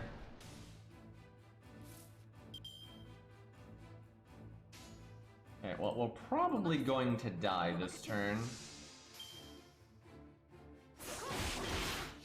Yep, she only has 2 actions per turn. So, in the worst case scenario, this is why Ku is so broken here. In the worst case scenario, the boss attacks twice, and then attacks twice again. But that means Ku only gets hit once, and so he won't get one shot no matter what. And then he'll have guts after that, and then he'll have PFA again. And then, so in the worst case scenario, Ku is fine, right? But in the best case scenario, the boss attacks once and then like clears its debuffs or casts one of its buffs, and then it still, you know, it's not even close to getting through PFA, right? So on like Ku's worst case scenario, it goes really well, and in the best case scenario, it's just broken. So I have not tried Cersei.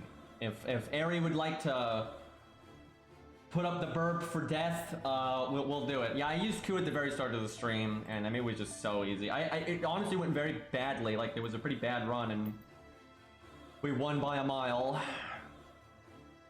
I don't have the MLB CE yet. Well, no rush. We can always do it later. All right, let's give Musashi another go here. Okay, he's got the clear command code. Let's try default one more time. I'm really not sure. This is so hard to call between default and Atlas for them. Like with Q, it's obviously Atlas because it lets you loop smoothly. But with these units, it doesn't work out that way.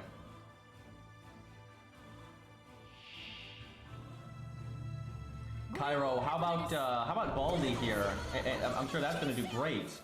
He can solo anything Q can. Anything. Baldy can solo anything Q can. Someone on Reddit told me so. Twice, actually.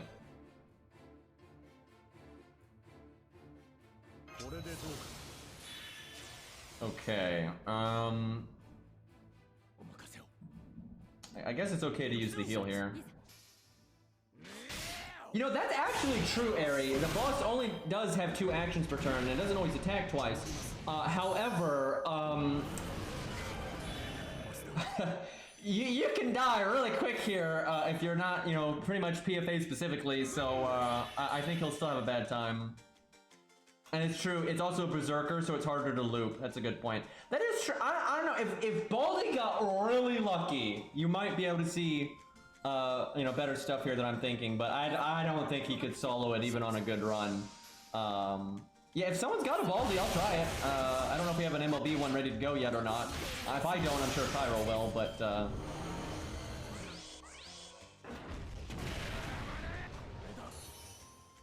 I can put it up, but have you already tried it?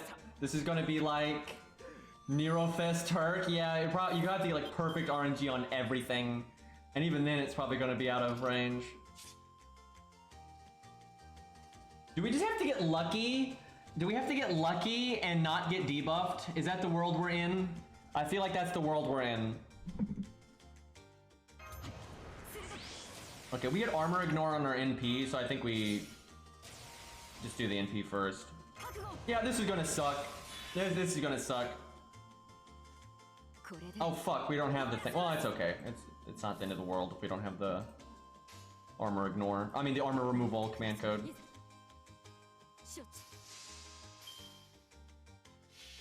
Dude, it is so frustrating to me how I have to listen to the peanut gallery who don't use Q or Baldy trying to tell me which one of them is better and then which one of them is more RNG. Because everyone thinks Q is more RNG, which that's just so outrageous. There's so little RNG in Q's kit. And then meanwhile, Baldy is just one of the most RNG shit shows I've ever seen in this game, and it's super annoying. And I know I say this like every stream, but I really have to stress this. I really like Baldy, and I really want him to be good because he has a very unique gameplay and it's fun, and I wish it was more consistent, and I wish I could just... Dude, he's got an awesome voice actor. His design is like serious and cool. He's a fucking Buddhist monk, right? Like, he's just awesome, and he's a lancer, right? And his gameplay is, he's like, the idea behind it is super Orion, but not stupid, right? That's basically the idea behind the toolkit, which is nice. It's just, it unfortunately is, you know, not good enough.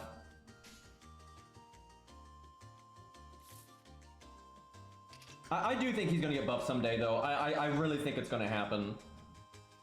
I just hope it's, I just hope it's one of those buffs that's like really rounds the toolkit out, makes the gameplay more smooth, removes a lot of the RNG. I just like a nice, good, solid buff. I don't want it to be one of those, you know, Kiyohime buffs or Matahari buffs, right? That just don't really work, right? You just give them something else that doesn't have a lot to do with what they're doing in the first place.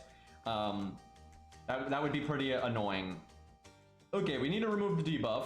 We also need to not explode. I almost wonder, I think what we might want to do, if you got it, Zashi, is put the debuff clear on a quick card and put the art card as the one that removes a defense buff and an attack buff. Because, like Ku, for example, Ku doesn't really care about the boss's attack up because anytime Ku gets hit by his health bar, he either has guts or he can only be attacked once because of the way PFA works, right? So he doesn't really care if the boss has an attack up. Where everybody else, they care, right? That attack up can definitely make the difference from them getting one shot or not, like if they get double attacked. So I think having the removing the defense buff and attack buff one would be really good.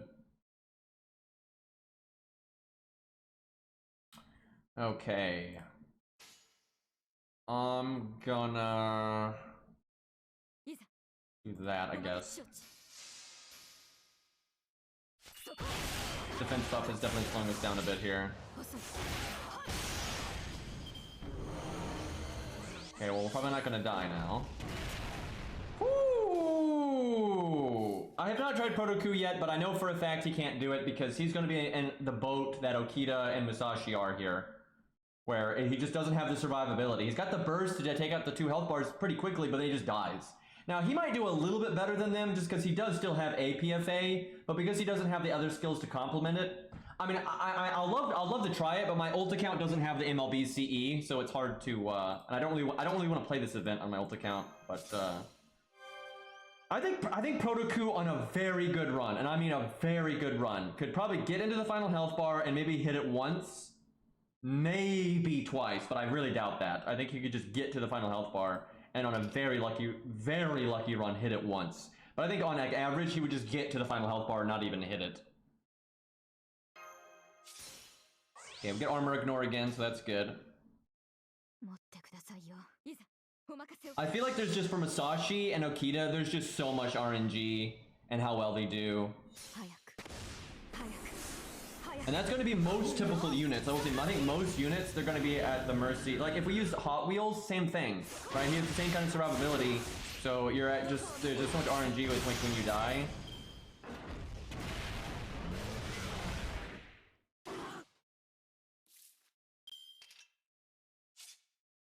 Can we break here? I think we could have definitely broken by now if we had different command codes, but we might break here.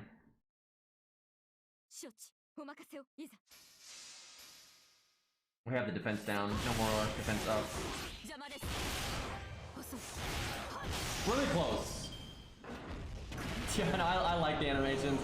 I like the one where you get like the big bite. I really like that one. So I feel like for the most part, Musashi and Okita are about the same here. But it's not. That doesn't really surprise me because they both have like the exact same kind of survivability. Yeah, here, we'll use Okita versus the dragon right now. Wait a minute, okay. Truck-kun, if you can you set her up for the dragon? So give her, wait, no, yeah, Truck-kun is Okita. I'm getting so confused right now. I'm old. Anyway, yeah, if you can set up Okita for like, the anti-dragon, and stuff like that, the typical stuff we got for the, the dragon. Yeah, we'll do that. You know what, Cairo, our jokes and jives at each other aside, it really is weird to me. I feel like I haven't known you that long, but I have. Like, it's crazy. You're no spring chicken either now, right? Like, shit's wild, dude. It's a lot happens in 5 years, right? You can really grow up a lot in that time, right? So that's kind of wild. And that's happened for quite a few people I've met through streaming and YouTube and whatnot, where it's been really enjoyable though. I really like. Ari's getting, we're all getting old, man. We all been at it for a while, right? But yeah, I've continuously throughout my life, I've always enjoyed my life more as I've gotten older. Obviously the physical side of things can be annoying, but gaining experience, gaining maturity, gaining, wisdom is really nice actually. So I've really enjoyed it. Okay, so let's do, while we wait to set up Okita and everything, let's try out Canis Ryder against Lobo in a team setting, because we tested her solo stuff, and she did, honestly, a lot better than I thought she would, so I'm interested to see how she does in a team situation here. Oh, I gotta put in the code here.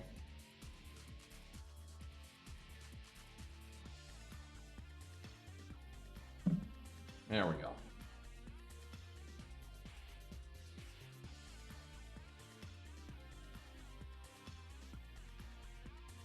You put it on quick, feels bad. Yeah, you gotta be on art. That'd be such a good command code if you could put it on any card. Thankfully, it's not too awkward putting it on an art card, but it can depend on the unit. Wait, I have to slot Canis. What's the verdict on the second half of the Summer Servants? What do you want to know? Do we want like character? Do we want gameplay? What's the criteria here? That is the wrong button.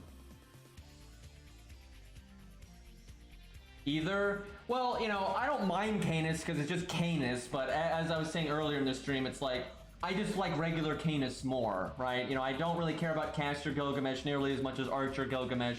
I don't care about Caster Ku as much as regular Ku. I don't care about Rider Mordred as much as regular Mordred. It's the same thing with Canis. It's like, yeah, she's kind of cool, but regular Canis is just cooler. And then her gameplay it's kind of good, but it's so, I don't know, it's just boring. It's not like, you know, with Burgess, I'm not even a huge fan of Burgess's character, but her gameplay, I'm like, oh wow, that's neat. But with Rider Canis, I'm like, eh. Yeah, it's, you know, I don't hate it, but I don't love it by any means. I guess we'll just slot it in this one. And then, you know, Kama has really never been my cup of tea. I guess it's good they gave her a more serious design, I guess, for her third stage. But I don't really care about Kama, and her toolkit's fine, I guess. And then Sei, I mean it's Sei. I don't know what I'm gonna say about that one. Let me go command codes here. Zoomer be zooming.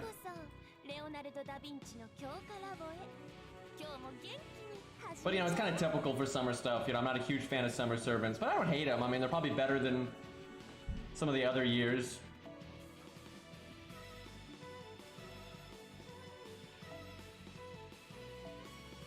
That is the other Canis. Excuse me.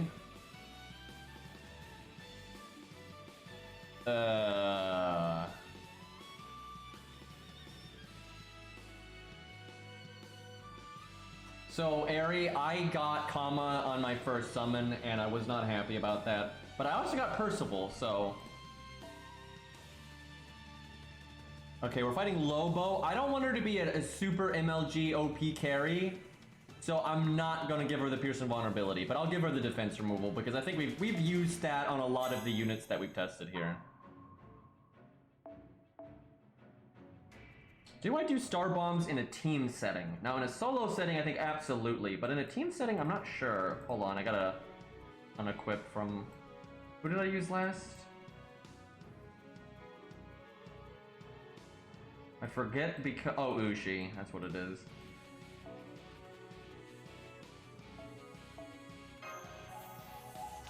Yeah, basically, I used 26 summon tickets, and I got 3 copies of Ku, so I just kept rolling until I got Ku. I didn't even care how many Canises I got. I just rolled until... I'm serious. I absolutely just rolled until I got Ku's third skill unlocked. Because actually what happened was, I was like, you know, if I can get like MP2 Canis, that would be nice. And I got MP2 Canis, but then I knew I needed more Kus to get his passive, so I checked and I see exactly how many more I needed. And then I just rolled until I got that exact number, and then I just stopped. Dude, it's not even, it's not really serious dedication. Ku's my favorite character! Right, like, it's like, what the fuck? You know, Ku's my favorite character, and, you know, it's really annoying not having his fucking passives, so... I remember, this happened before I started making YouTube videos. This happened, like... Actually, I guess I'd made a few YouTube videos, but I remember this moment happened right before I made the Passion Lip solo video with Ku way back in the day, right? You know, that was so long ago, and I didn't know the game half as well as I do now. And I was more casual about the game up to that point, and although Ku was my favorite character, I had seen how many grails it took to go from 90 to 100, so I had grailed Ku to 90. It was the first thing I grailed. Grailed him 90, and then I was like grailing some other stuff, and I wasn't really sure what I was going to do or not. I was like, man, going to 100 is so slow and stuff. But then I decided, I was like, okay, you know what? I'm just gonna... Ku's my favorite character. I was like, from this point on, yeah, I saw like the Proto-Ku guy, right? And I saw that it was so obvious that everything he did was to just make sure Proto-Ku was as strong as he could possibly be. And just do what you can do. And I was like, you know what? Fuck it. I'm gonna do that with regular Ku. And even back then, I was like, yeah, I'm pretty sure regular Ku's better anyway. And like, so I want to make sure I get him 10, 10, 10. I'm gonna just do, and I remember I made this distinction in my head, because back then we didn't have bow paws, we didn't have 2K foe, we didn't have any of that stuff. But I remember thinking, if they ever add anything to this game that allows you to make a servant stronger, I'm always going to pick Ku.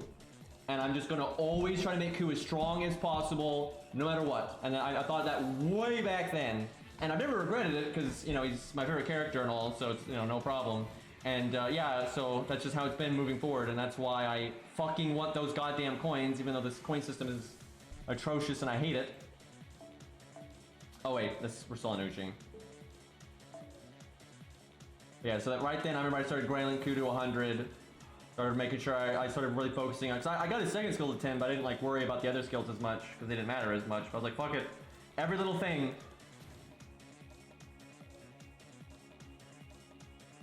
And then I started grailing Proto Ku on the ult account instead of on this account.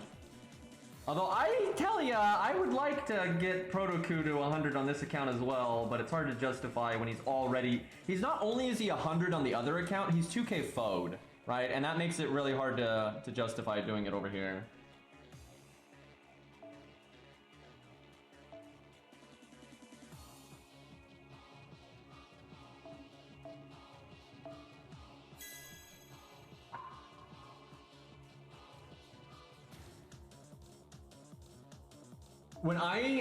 When people were talking about Baldi being better than Ku, I could not trust anyone to understand the difference and explain it to me, so I started JP for that. Yeah, I remember all the stuff people were saying back then was so full of shit. Yeah, stage 2 is definitely the best one. It's a little chaotic, but it's the most fitting for the character, I would say.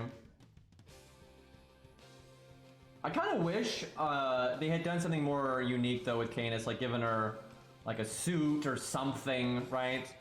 That'd have been kind of cool, but yeah, I'll take the stage 2. It's, you know, serious enough. And her attacks are serious, so I don't mind. Maybe I do heal. I'm thinking the Star Bomb thing just isn't going to be worth it in a team setting.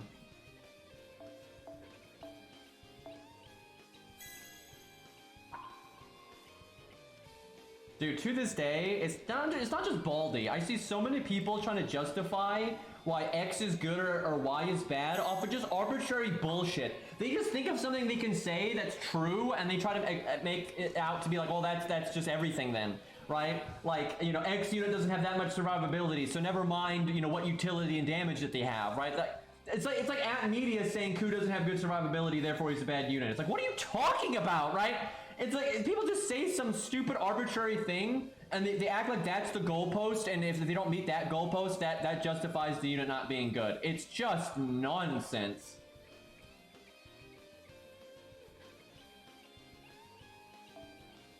Her head looks squished to me. Let me look. I haven't, might just be the way she's standing. Let me see.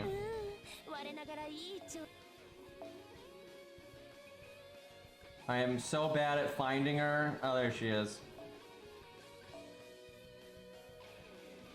It looks normal to me. I think it's more of just the pose. The hair in this one, though, you know, it's okay, Sonic, but it looks relatively normal to me.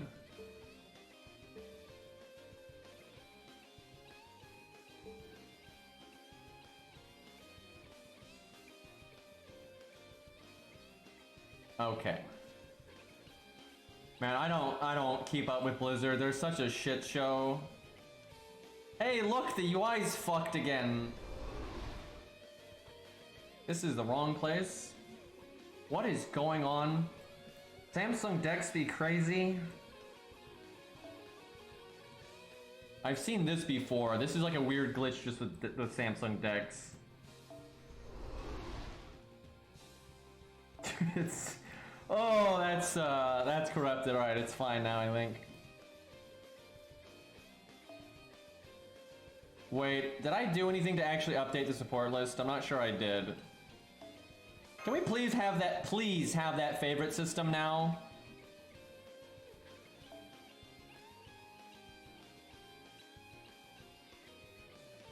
Yeah, Dex is you basically use your monitor. It's actually not a mirroring.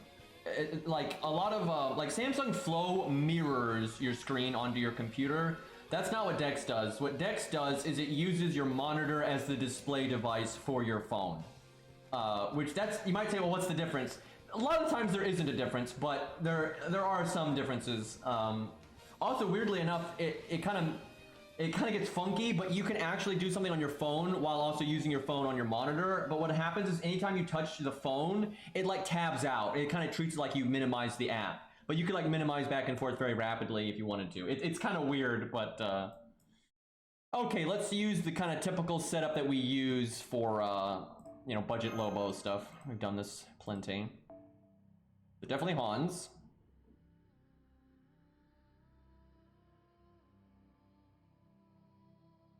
I am so out of it right now. Here we go. Okay, no Mash. We used to use Mash all the time here, but she's just too good. Right? Mash is just so good here that it makes it difficult to really judge the DPS. So we try not to do that. We can start with George. We can start with Chin Gong. I guess George is okay. Then we can go into Chin Gong. And then maybe Leonidas. It's so easy with Buster units, man. Like, Buster has such good budget support. Like, they have such good budget support options. And then Art's pretty good too. They're not quite as good, but they're in really good shape with Mozart and Hohenheim and all that. And then Quick is just like, can we have a support? Right? Like, we're over here talking about all these different supports that Buster and Art have, and then Quick is just like crickets. Like, goddamn. Final unit often doesn't matter. I guess just that. I mean, look at all this. Yeah, Alex, that's really all you got. Alex is okay here because the buff removal is good. I might give him a defense buff, actually. Yeah, wait, Lobo is male. Oh, this is so broken. Okay, no, we're not going. I think I've done that in the past. I think it's too tanky. We're gonna, again, we need to actually test the DPS out. We gotta dial it back a little bit here.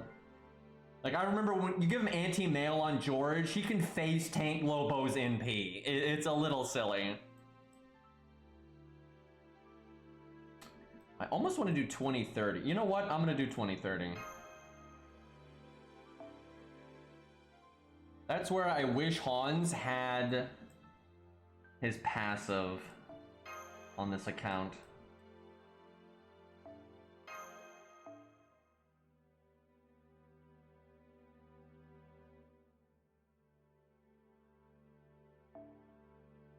Actually, I'm thinking Star Bomb on Shingon.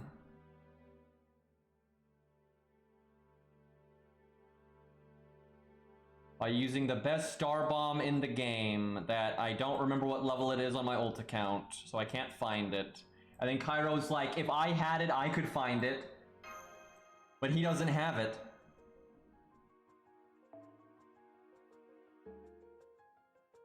So, too bad. Golden Carp.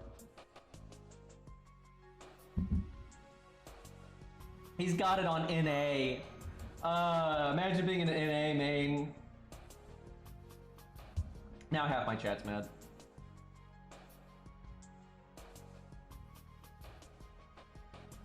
At least NA doesn't have to deal with the coin system for 2 years, and they can actually get their gold units in advance, because that's how the coin system works, which is kind of bullshit. You shouldn't have to, but it is what it is.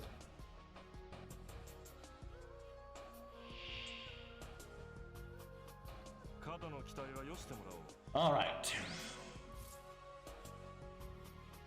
That's a good opening hand. Unfortunately, it's not the Merlin one. If it was the Merlin one, it'd be...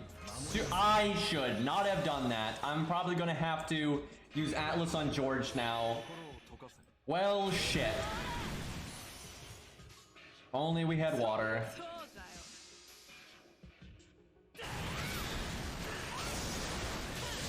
Yeah, you pretty much have to, Zoff. Feels bad.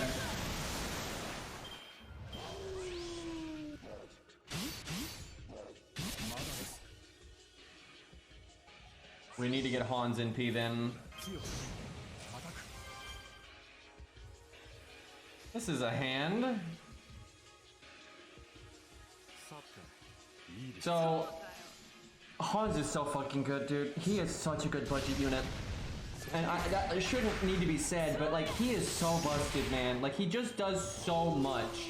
Even in burst scenarios, he can be good because you can give him Star Bomb and then use his third skill on somebody, do the battery, get the attack up, and blah blah blah. His charge lasts even if he dies, right? He's not the best burst support, but he can still be a really good one.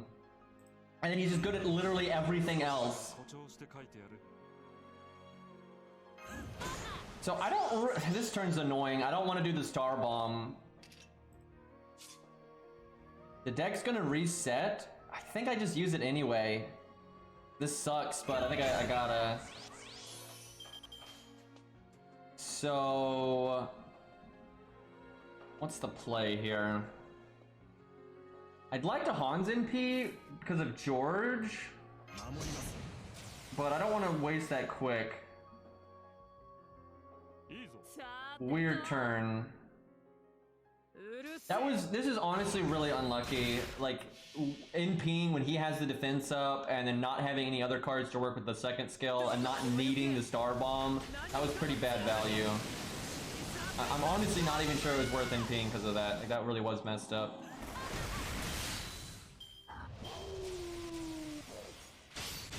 Getting the crit buff is nice though. He heard me! Oh, fuck you, game. Don't worry, guys. Don't worry. Hans got this. Hans gonna throw down. God. Unironically, though, it is nice when you have a Grailed Hans when turns like this. I guarantee you, Cairo knows what I'm talking about. There have been times where you got some kind of crit thing going, and then you get a hand like this, and then, you know, you do a Hans Brave Chain, and Hans has his own crit buff and stuff. And, you know, it's like, okay, you know, it's obviously not what I wanted, but it's still, you know, it's okay. Because when he's level 100, you know, it's not too bad. This sucks. All my buffs are gonna wear off. This fucking sucks, dude.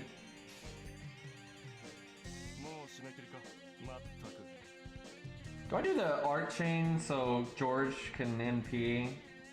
You know what? Why not?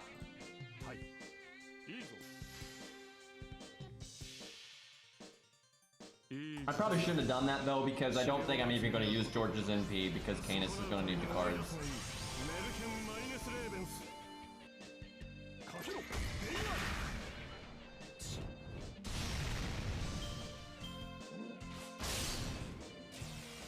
Crap! Oh! Okay, let me think. At least he didn't kill Hans. That would have been. That was a lot of damage, though. Let me think. What a mess, dude. The deck RNG really got me on this one.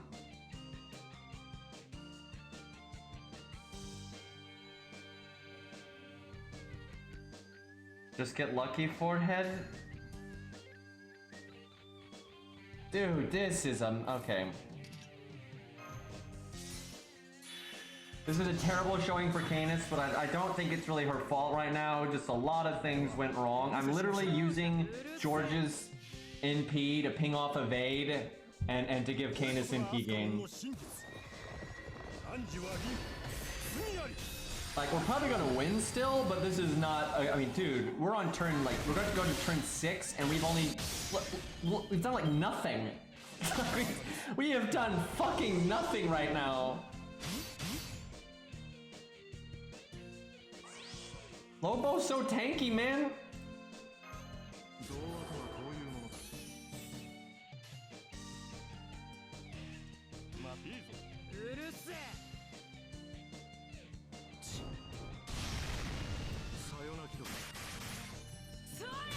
Like, our first round of skills basically did nothing.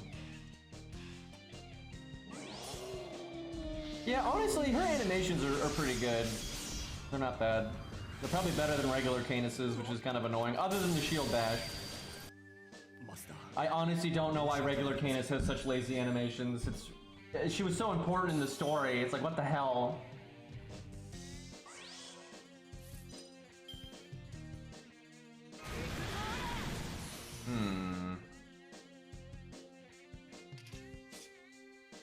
Bad turn.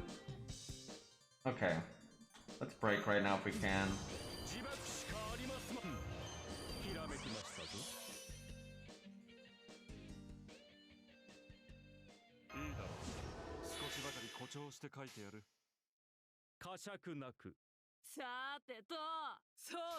Dude, this is embarrassing. This is one of the worst performances I've seen out of a 4-star in a while, but I don't really think it's the unit's fault.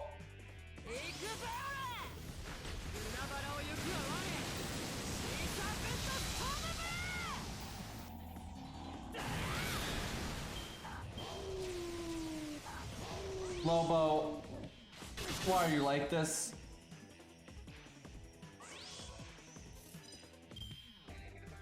Okay. We really need to break here. I think we can do it.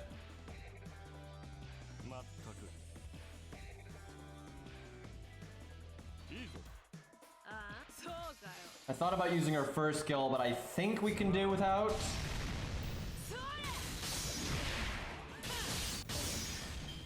Oh my god! Oh my god! This is so bad. Holy shit. I am just gonna reset now. This is, I'm sure we were still gonna win. Like, our team had a lot of value left. It's just, we hadn't even broken the first health bar. Like, what the hell, dude? That's a unit, Cairo.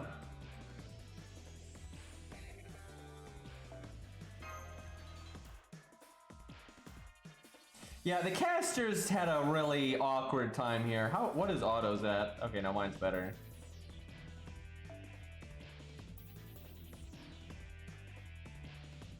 You think 2030 is too much? I think 2030 might be too much. It depends on the turn.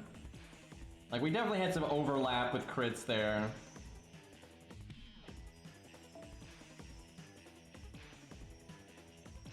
Let's do this.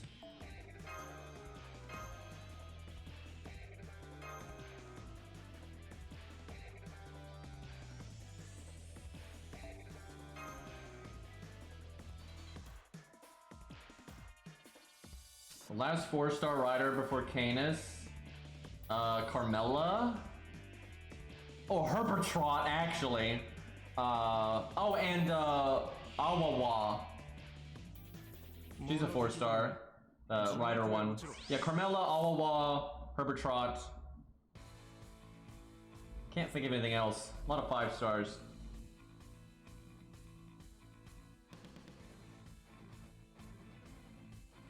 Okay, do we... Okay, I don't think we taunt right now. I didn't really like the way that panned out. Although, it does mean Hans could just get deleted.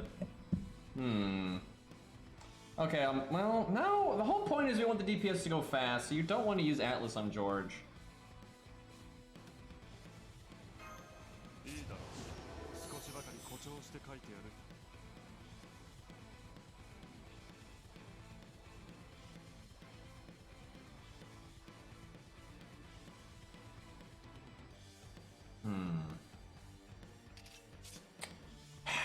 A lot of decisions here.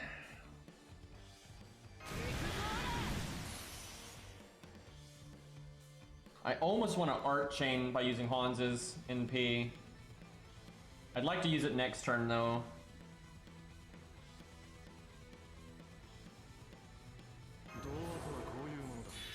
Hate using it like that. That's where having his passive would be so good, because I could get his NP right now and then save the battery skill.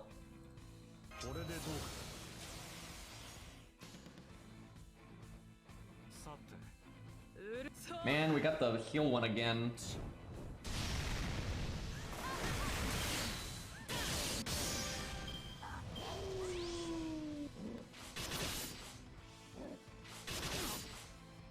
I wish he had hit George once, but rolling with it. Now that is a pretty good hand. It's just I need to use God damn it, evade. Hans, why can't you just slap them for 1 damage when you do your NP? Just throw a page at them to ping off the evade. It would be great.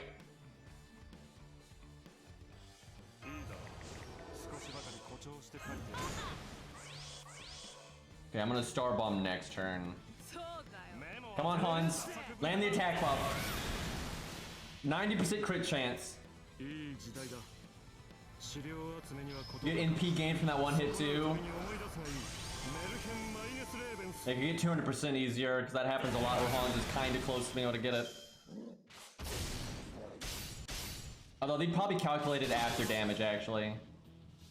I can't imagine them ever do. That'd be funny if they ever calculated the hit like before, like they did an attack and then they did the NP. That's what I was thinking, but they would never calculate it that way.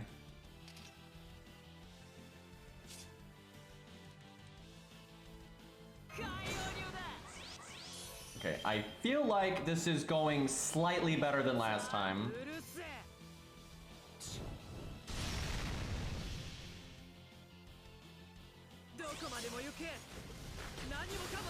Kyra, what would you do if they added 5-star Hans and he just like was way better than like it wasn't like they were really similar, right? But then he's just better than regular Hans. Cry and then roll. Yeah, I'm hoping they don't do that and like they're different, so there's a reason to use both. Especially use both at the same time. Kyra, if you don't use them both at the same time, I'll cry. If they add him, I think they'll actually make him a 4-star, to be honest.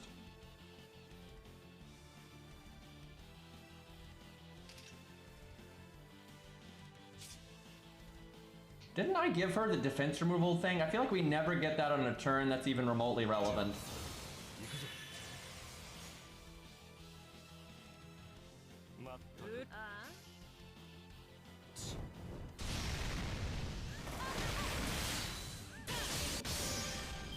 That was okay damage considering he had the defense buff. He did it again!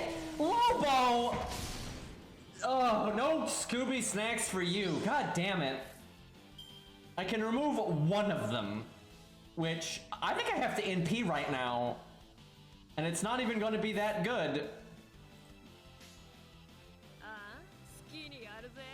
Can I do... I will definitely break if I do the Buster. I think I have to do the Buster. Because I only get rid of one defense buff.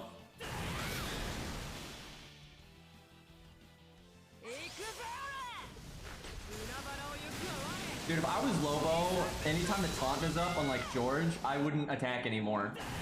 I would just start spamming annoying skills. Like you just prep.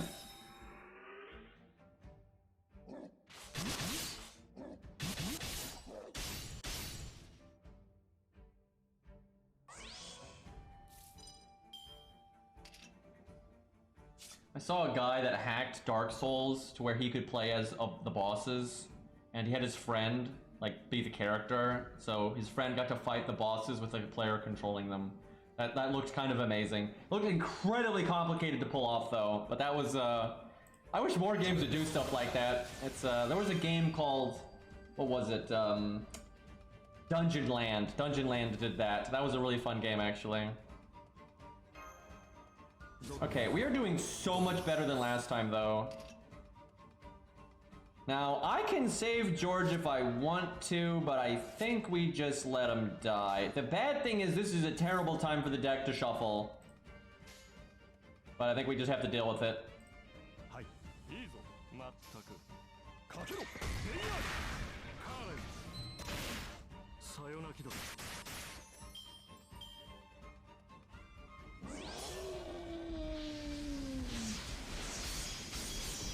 So, Ari, are you gonna Grail Summer Anastasia?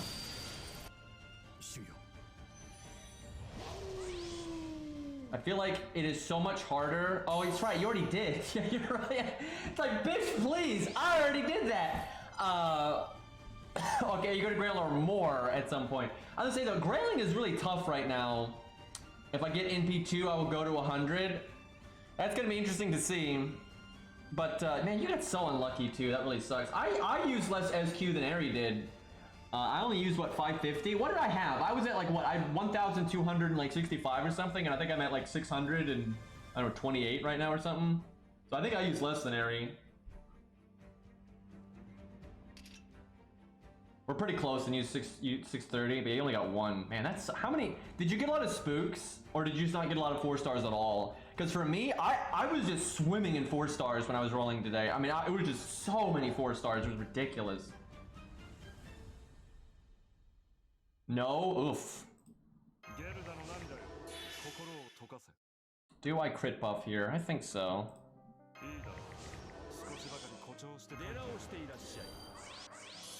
One Okita. Wow, that's it? Jeez.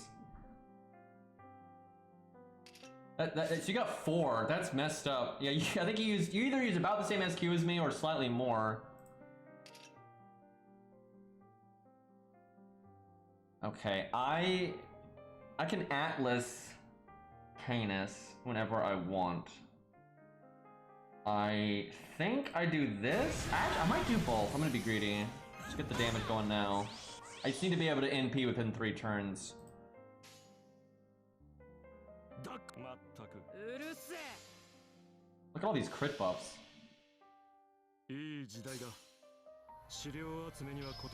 Good luck, Ari. Oh, I hope you get her.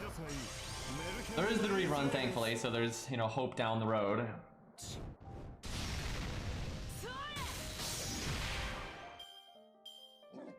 Wasn't as much damage as I would have liked. Okay, Lobo's got... There's our damage. Lobo had it.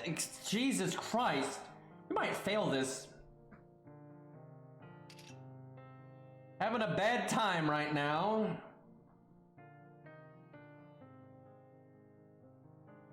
Not a good time for the Star Bomb. I could really use Sure Hit right now.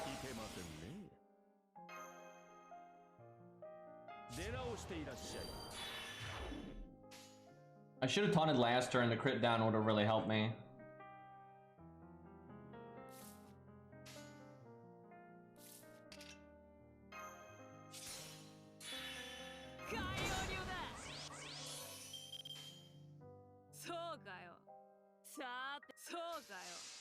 This is why the Pierce Invulnerability or Sure Hit command code is so good in this fight, is turns like that.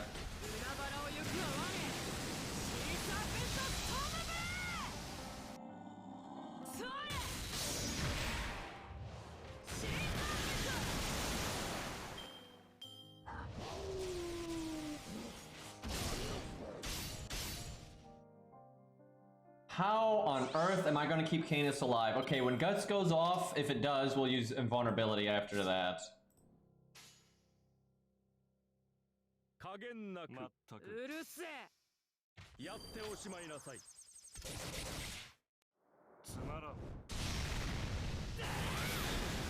That was decent.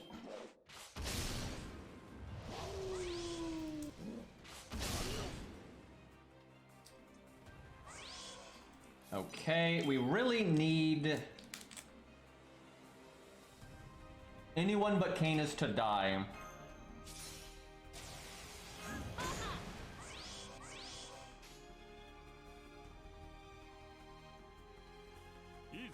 Really funky turn, because I can't get the first card buster bonus, but I think it's better to do it this way.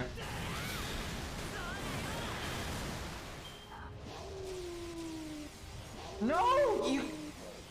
Just... Oh, thank God he killed him anyway. I was about to say, I need you to kill somebody here. Okay, now we're totally safe. It's all good now. We can't do any damage this turn because double defense up, but it's still fine. And our Guts comes back. Okay, we're totally fine now. Actually, it'd have been okay if Qingong didn't die, because I could have done Guts again. So that kind of bailed us out.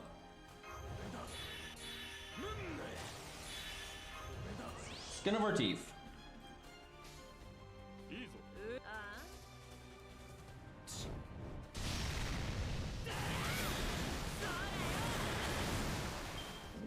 Okay, this was much better. That first run, I think, really was just a freak accident there, like how badly it went. And she could have potentially won a bit faster than that, and she's not grailed or anything. To be fair, we really do not test vanilla level 80s here very often. We normally test 90s and 100s.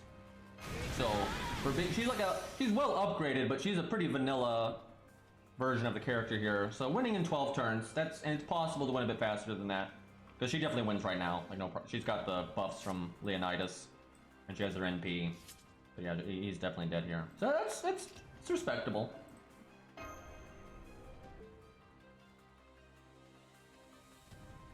I wonder how a level 80 normal Canis does. Because we've used like 90 and 100 Canises there, but we never used an 81. Yeah, I'm sure she'll do fine. I just wonder how they compare. It probably boils down to the RNG more than anything else. If you ever get that to 10-10-10 area, I think I actually will do that. Obviously the NP1 makes it a bit scuffed.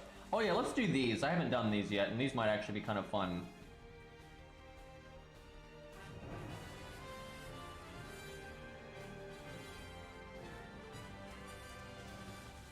She'll be safer for surviving. That'll definitely be a thing. So that's where that comes from. I saw people posting that on the Discord. I didn't really get where it was coming from. People thought it'd be a costume, but so far that's not the case. I don't know, guys. It's weird. The event still goes on for so long. You'd feel like they would do something. What do we use? Depends on how hard this is.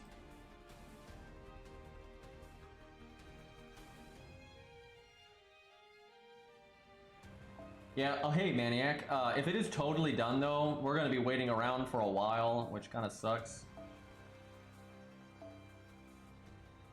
Yeah, I do feel like if they were gonna do anything, they would have done it today.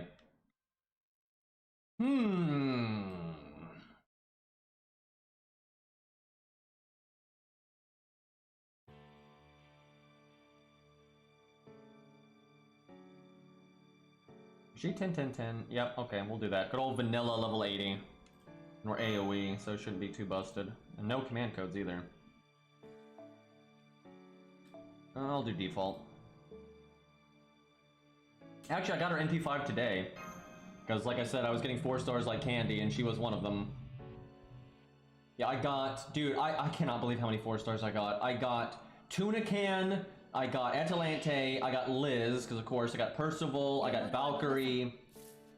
I'm definitely forgetting a few other ones here. I got quite a few, but dude, the amount of times I've gotten Liz, and every time I see her, I just think, why is this not Hercules? Uh-oh. I wonder if this crab has the gimmick that the prior summer crabs had. Let's find out.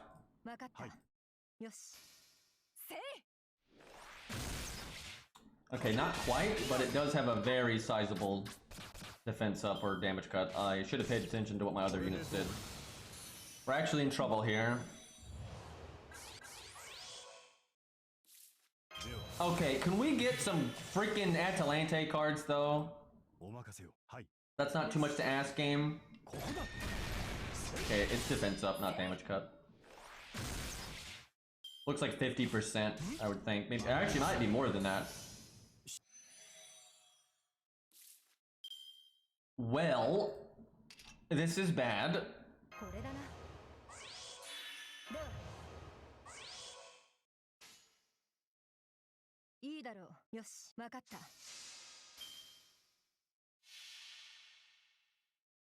Say lost to this using the Yang CE. That does not bode well for Atalante right now.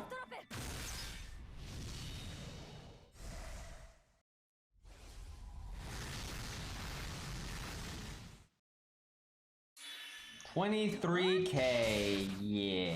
Having armor ignored would be really nice right now. I wonder if Billy can do it. I might be able to make that work. He's a Spriggan though. This guy's a fucking Spriggan. Shit. I bet you Hot Wheels is really good here.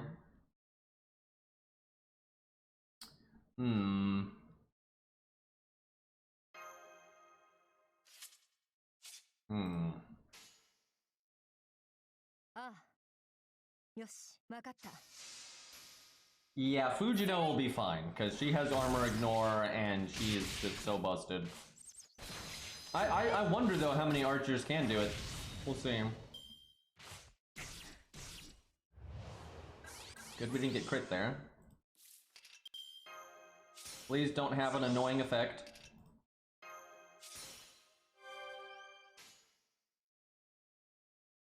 ああ、よし。ああ。せい。Can we? There we go.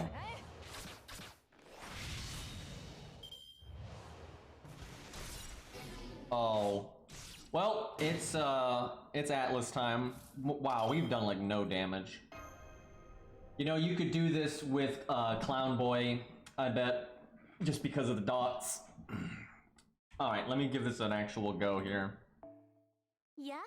いらっしゃいだね、マスターくん。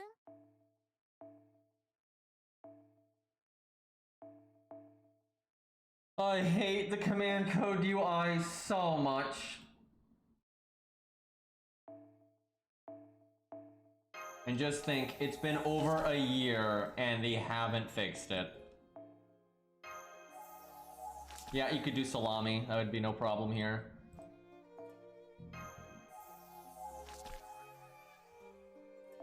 Like, there's no reason you couldn't just do the typical stall in this fight. It'd be pretty easy to set up.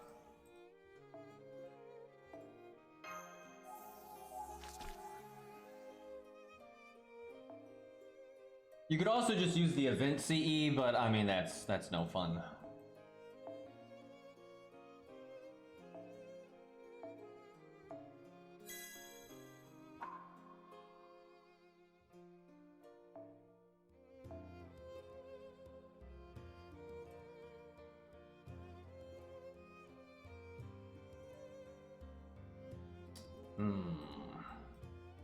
I think Billy's gonna have a hard time here, because as much as I love Billy, he really is just not that strong of a unit.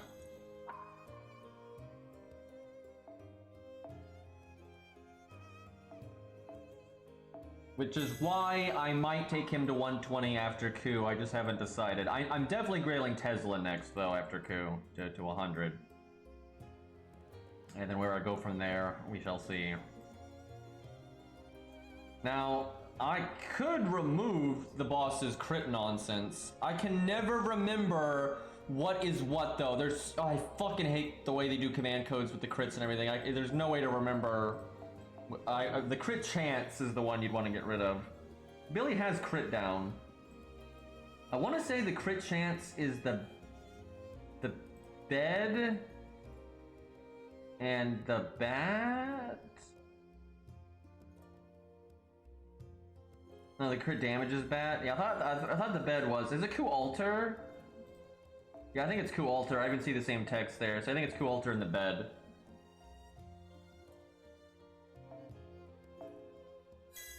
I hate not to bring damage stuff, but I would like to not explode. Do I need to work in healing? I might.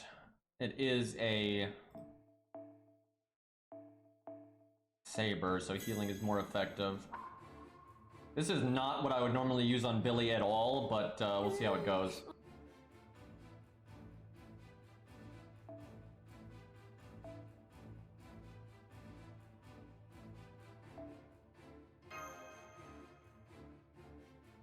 I bet you Hot Wheels can do this, though, even without him having Ignore Defense. I think his just raw oomph is so high that he could do it.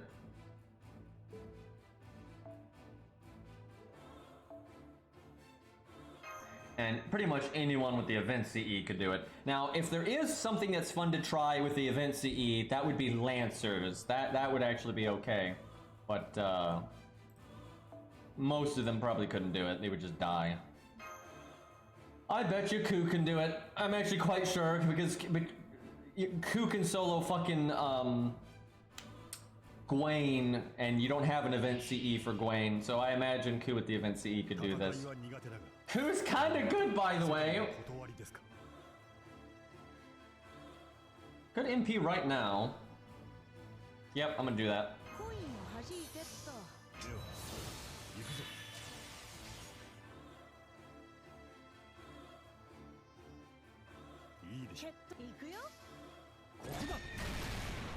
I don't think Proto Coup would do half as well. He might be able to do it. He does have the armor ignore, and that's so he could, with the event CE, he'd actually be doing kind of okay damage, but he might just die. Like I don't know, it'd be interesting. Dude, what what's really a monster with Joan of Arc is NP5. Like, that's really what makes her ridiculous. Is, yeah, Divinity, that'll get him. But the NP5 gives her the defense up along with the invulnerability and the heal, and it lingers, and you'll normally NP before it wears off. That's just, being a ruler with that large of a defense buff all the time is just broken.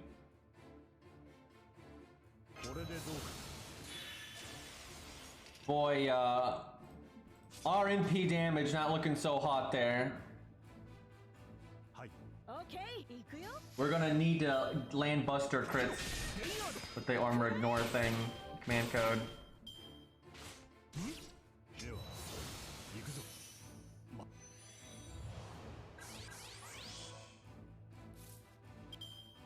%60 chance. Work with me, Billy. You're more likely to crit with that Buster card than not. This is for all the marbles.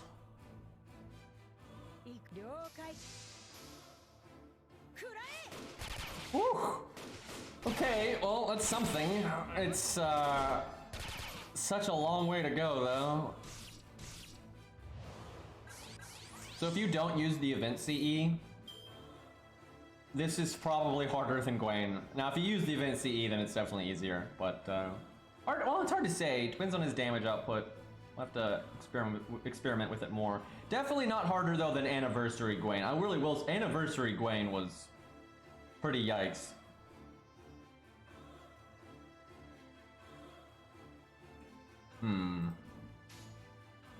Okay. Might do quick. Nah, I'll do this one just to make sure I got my NP and 10% chance to crit. You never know. Hey, Worst Donut, thank you for the 13 months, man. We just got another lucky crit. But thank you, Donut. I appreciate it. Okay, he definitely does a lot less damage than Gwen if he doesn't crit. No question.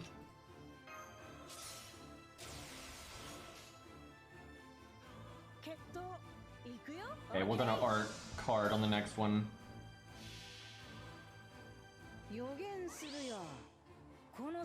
Maybe I do double crit removal. Because 100% how you die here is the crits. And Mr. Ice It, thank you for the gifted sub to Maniac, who certainly deserves it. Thanks, guys.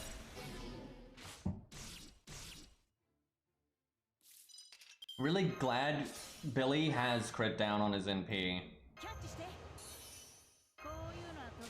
Sadly, our crit chances are a little scuffed here. Come on, 40%. Give me that bullshit. Damn it.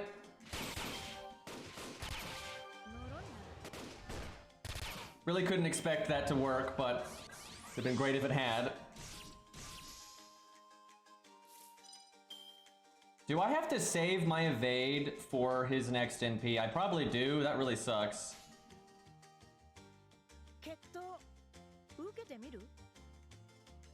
I want to use the bed right now. Like, I really do. No, I'll apply another crit down to him. He has no magic resist, so.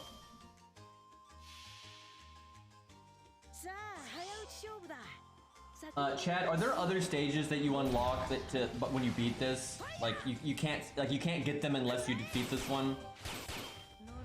Yes, damn it, because otherwise I could kind of like keep it around, but I do need to do the other stuff. And we can always fight Gwen. I have an account where we can fight Gwen whenever we want, so. I actually do think this is harder than Gwen, depending on the unit. If you have armor ignore, then it's much easier than Gwen. Because Gwen, armor ignore doesn't work.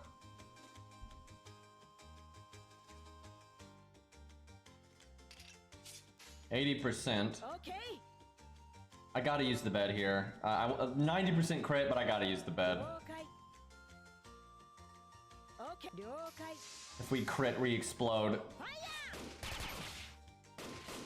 Or if we get crit, we explode, excuse me.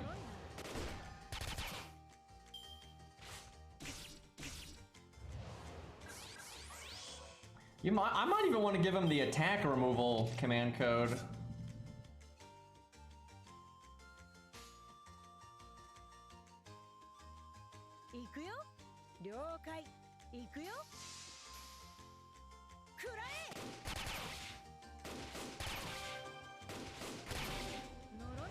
That was a nice turn. Too bad I didn't have any crit buffs.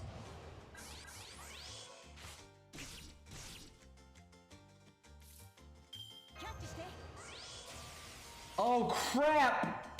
He's gonna stun me again! Oh, I need the stun block command code. I didn't go fast enough. Damn it. Well, the best thing I can do then is do the crit removal just so hopefully I don't die, but that's probably GG there. He did okay. He did okay. Well, oh wait, we don't need events to ease for this. We're intentionally not using it. So we can, if we want to use chats, archers, and see how people do, we can use anybody's stuff. Man, we could NP right now and then crit next turn, but at best we can just NP next turn and that's it. Or you could triple attack. Okay, thanks game. It actually might be possible for Billy to beat that. It'd be very tough, but it might be possible. Oh, I just thought of a really easy way to beat that. There's a command code. I mean, there's a craft essence that ignores armor. That would make it pretty easy. I mean, it's an awkward CE to use because it only is super effective against berserkers. So it would nerf your unit, but that would make it a lot easier. Archer might be my weakest class too, actually, because Billy is really the only supercharged one I have, and Billy's just not that good. I mean, he's not bad. He's just, you know, average. I don't have like that go-getter Archer. Calamity Jade, yeah. You know what? Let's use her real quick. Why not? See how she does. But she's not a go-getter either, by no means, and she's not like supercharged. Yeah, if you Super Grailed Robin is definitely better than Billy. Like that, it's no comparison. Now I tell you, an easy unit to a very obtainable unit anyway to get if you want to supercharge him can be your go-getter is Tristan. If you get like NP 2 or 3 Tristan, you grail him up, you 2k foe him, you get him 10-10-10. He is just so good in so many situations. He has buff removal, he has debuff clear, he has battery. Like the fact that he has team-wide debuff clear now is just nuts. Yeah, sure, Ari. I think Ash can really show off here. I think this is worthy of some of the big guns. Like if Billy, you know, fails, it's like it's okay to escalate it a bit, right? Because like a level 100 Billy is not amazing, but he's good enough that if that doesn't work, then it's okay for like the units to be, you know, pretty strong, I would say. Yeah, let's do Calamity Jane and then Ash, and then we might beat it after that, but we'll see. Oh wait, Calamity Jane's, that's right, I grailed her because it took so much fucking SQ to get her. I don't, really weird choice, but I don't regret that. Like, I used so much SQ, I was like, I gotta have her then at like, her almost best, otherwise it's like a waste. That was so fucked up, dude. I got so many spooks. I just wanted one copy. I was like, yeah, just one copy, but nope. Game wasn't having any of that. So does she want the armor ignore? Now, I'm not gonna use the armor ignore craft essence right now because it's kind of cheating. It won't be much of a value test at that point. So I think we still do this.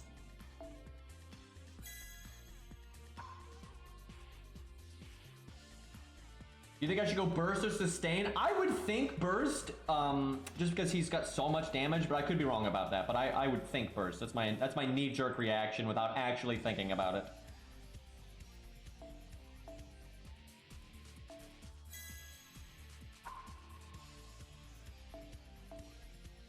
I am glad that the crab does not have magic resist though. That kind of RNG can get really obnoxious. Okay, I think even she's gonna want a crit down. She has her own crit down, but the uptime is gonna be iffy. I guess we gotta do the anti-stun command code. Mirror, where is it? There it is.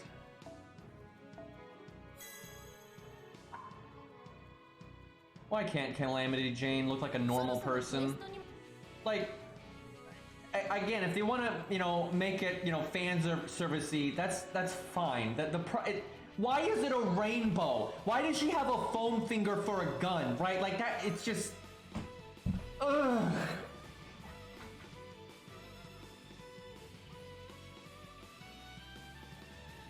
Look at these Fujinos though. The Tendo Zapper, it's kind of that too. But it really does look like a foam finger to me. Like, goddamn. What about Moriarty though? Does he have armor ignore? I think he does. I know he has pierce invulnerability because he's like fused with that German Wraith that's like all about like marksmanship, and that's why he's got the pierce invulnerability. I just can't remember if they gave him armor ignore. Right, it was his buff. Right, so Moriarty could actually probably body this. That's probably why they give you him as a story support here. Is he in the story, by the way? Does he like talk and stuff in the story bit here? Because like he wasn't in the event, but I'm guessing he's here. I'm telling you, that's why Moriarty's right there, is because Moriarty can carry newbies here if they don't have like the event CE yet. Now I will say, if you're a newbie, you just use the event CE and you'll be fine, right? But yeah, that Moriarty can definitely carry you.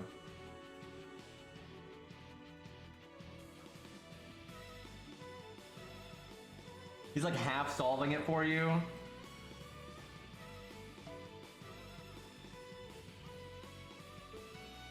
Black Grail or Aerial Drive? I think Aerial Drive, but if you think otherwise, go with what you think. But I feel like Aerial Drive. But Black Grail, it is pretty good.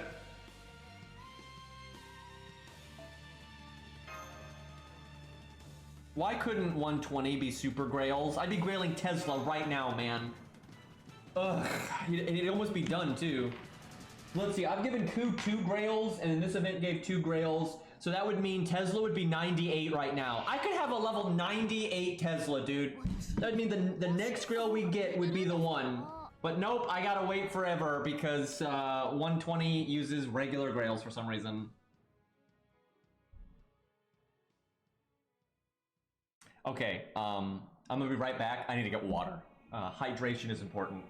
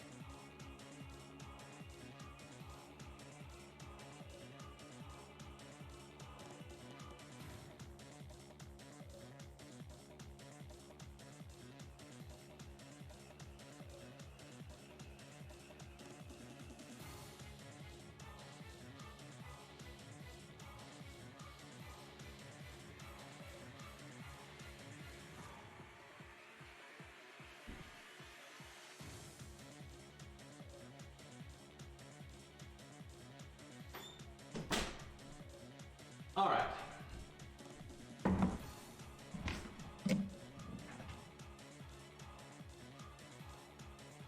I saw that, Cairo. I saw that, Cairo.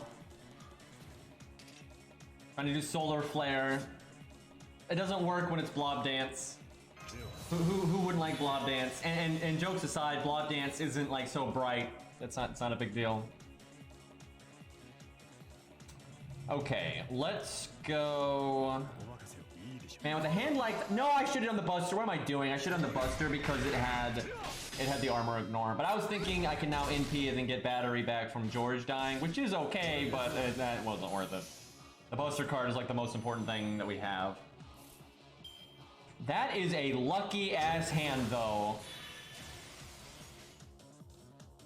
Okay. If only I had crit chance, right? Because then if you crit with the quick resist down, you have a slight chance of getting 50 stars.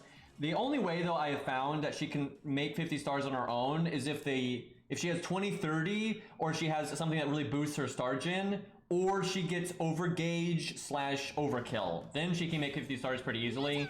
But yeah, without overgauge, it doesn't really happen. Yeah, the only reason I haven't played Ninja Gaiden is because of Tales of Arise, but we will get to it. Like, I love that game. I mean, And it's on PC now, so it's easy to play. 47k, that is just depressing. 39? 39? I think the 41 isn't. 40 is the Pierce? I kind of forgot. I know 50 is the battery, which is actually awesome. I can't believe she only made 39 though. She normally makes at least 40. Let me see here. That's a big off.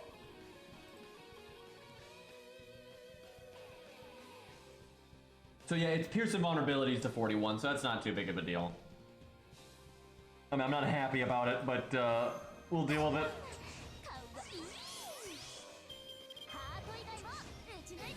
No need to do the attack down, crit down yet, because we're got evade up.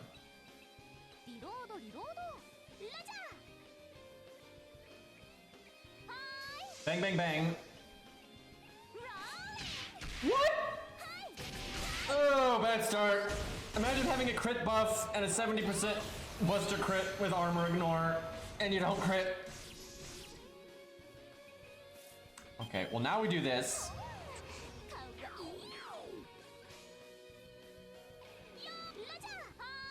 I'm concerned.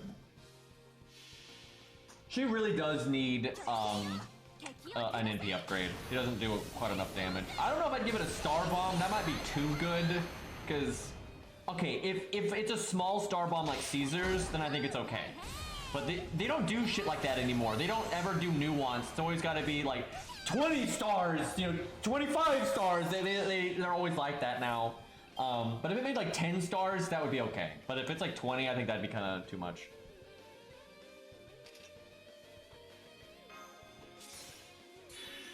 One turn on this when I have 42 stars.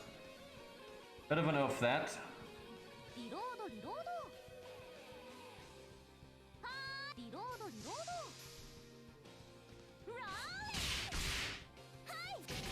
She's actually not doing too bad right now. If she had landed that crit earlier, she'd be in really good shape.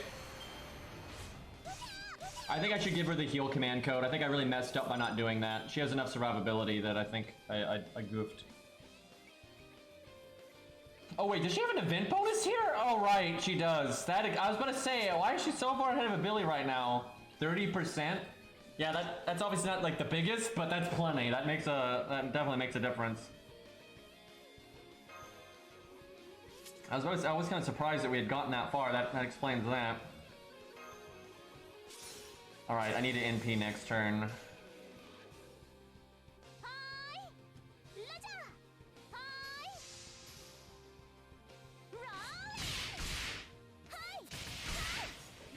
Man, the Yang CE power crept Art of Death so hard, man. It's kind of depressing. The only time it doesn't is if the enemy is debuff immune, and that is a thing sometimes. So it has its place. So I'm glad I still have an 81, a level 80 Art of Death if I ever need it.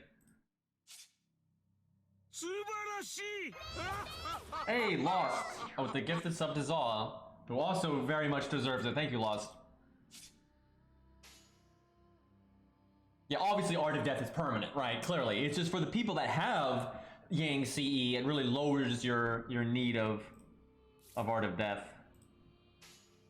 So we'll see what she's like when I think she's gonna win, but she would definitely do better with the heal. I think she definitely wants the heal command code mixed in somewhere.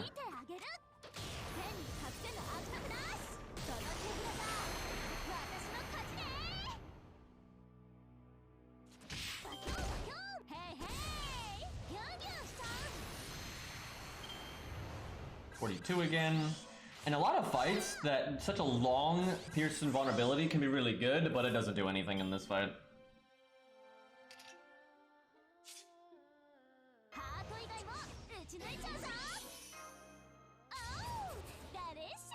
So me casting the evade there basically means I need him to never NP again. Which actually means she doesn't need this thing. I could have just gone damage, and that could add up. So bit of a mistake there. I didn't think she was an event servant, and I wasn't really thinking about her NP drain. I actually think she could beat this without the event bonus, but you would probably need to play better than I'm playing, and you definitely would need to get lucky. But I do think at 90 and NP3, I do think she does have a bit more straightforward value than Billy does. Now there's some exceptions there depending on like the kind of fight and stuff. But you know, Billy's pretty front loaded. As fights get longer and longer, he's gonna fall behind. She can as you can kind of see, she can maintain a pretty good level of effects going on. Yeah, she wins right now. Yeah, I'll reset. So the NP does normally over 40k, and then she's got the attacks after, and she's not gonna die this turn. Yeah, I think she could do it without the event CE. It would be, I'm sorry, without the event bonus. It would be a bit close, but I do think she could do it, which that's actually kind of surprising to me. But yeah, I've kind of noticed that she does a bit better than Billy generally. Which is bullshit, but what are you gonna do? Because if she was 100 and then it'd be in 2k foe, it'd be even better still.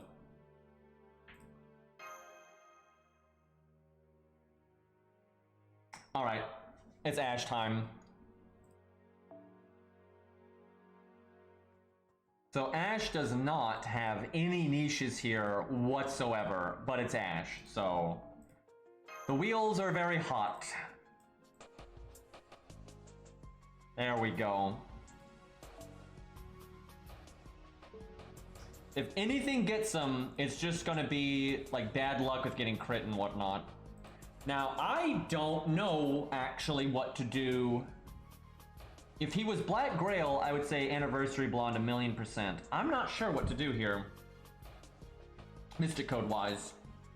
Because even though he's got nega damage, that's a big defense buff, so...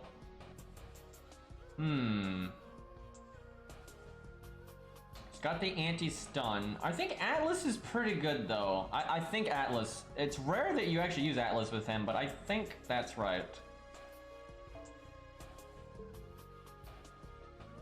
I will say, when we do our big burst, it could be a lot bigger if we did Anniversary Blonde. And I might really regret not having the Star Bomb.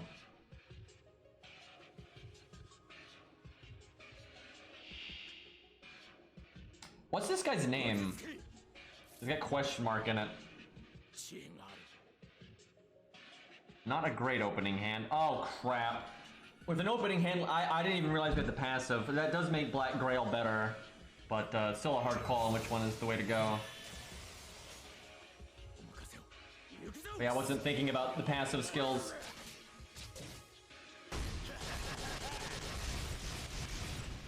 What is his third? What class does he get? Berserker, maybe? Because I would kind of... And that's actually good, and it actually kind of makes sense. Not Zerk, damn. I had hope. I would have bought it. Yeah, I figure. Do I NP here? Just toss one out?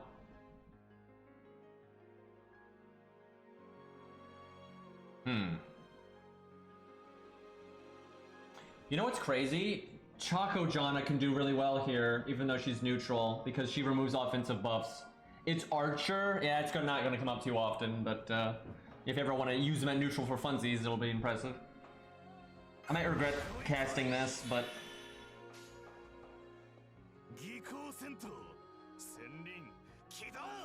You know, I really do like Stage 1 Ash. It seems to be the least popular, but man, I really do like it. They're all good. Ash is just really good Civ, right? Like, his gameplay is awesome, his voice actor is awesome, his character is awesome, his role in the story was awesome, like, just great. And I wish we could murder Barrel with... Well, actually, I guess some people can murder Barrel with them, but I can't because you don't get to summon supports there, and I never got him, even though I threw like 500 SQ at him, but you know. I did? Yeah, I figured. Okay, I think I invulnerability. I don't know, it's not crazy to use it for the first NP, and then... use the... Atlas to use it for the second NP, and then do the Mystic Code for the third NP. But with Hot Wheels, you don't want the fight to go that long.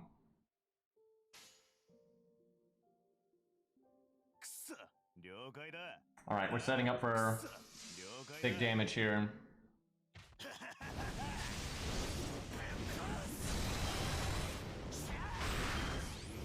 That crit was good because it really shores up us getting our NP. And then also it gives us some extra stars.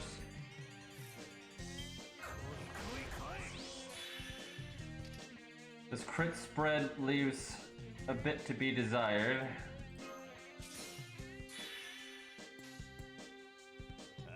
I might do that other buster after because it's only 50% crit. So I think we do it like this, half measure. Besides, that one's got the higher crit and it's got the Da Vinci command code. Oh, it's so good. You get NP up and defense down. That's before the NP. I love that.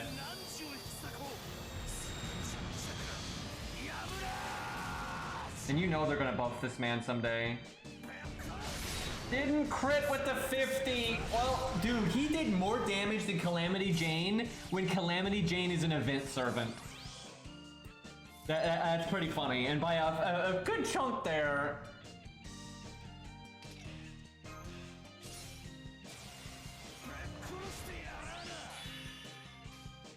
Do I want to take that 30% crit or do I want to be immune to the debuff? I can just clear the debuff. Let's go for the damage while we got it. Yeah, I love Ash's cut-in. It's great.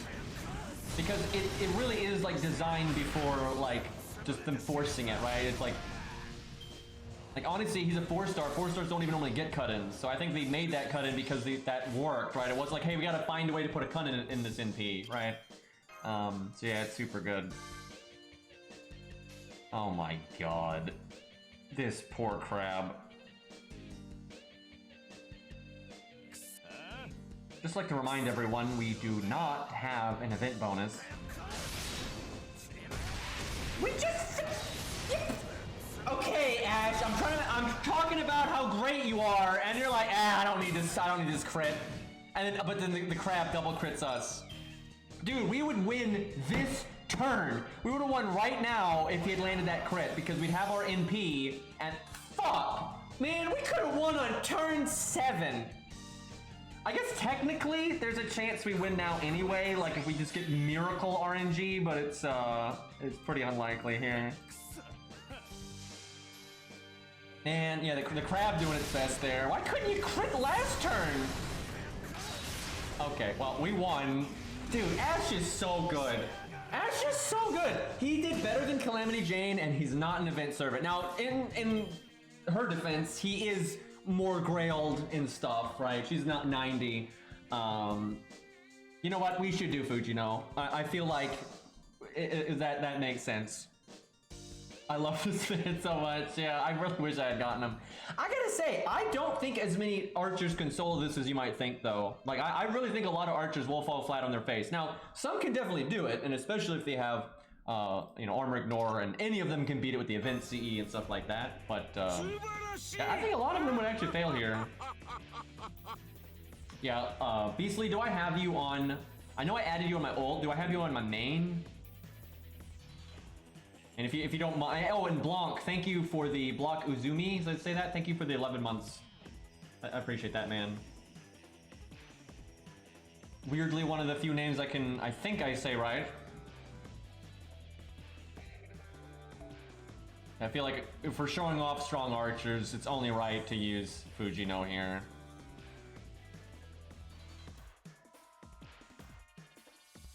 I'm struggling to remember which account I add. Okay, there's the ult.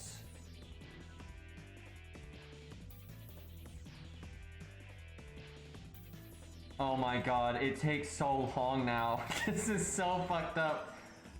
I didn't see it, but I may have just not noticed.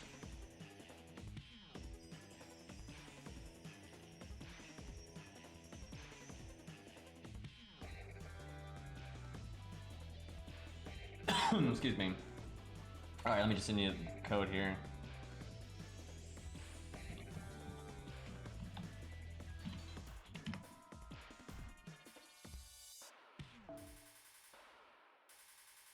There's the boy.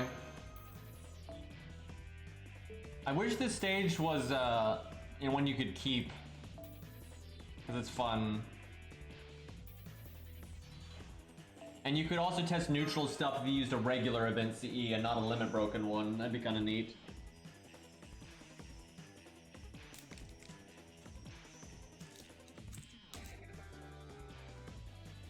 Yeah, and the nice thing, I like servants like Ash and like Gwaine, where you don't have to faux pas all of their cards. Like the way they play, it's not a big deal. You'd only need to do it for his Buster. And crit servants just gets, oh my god. Oh my god, alright. Crab's about to die.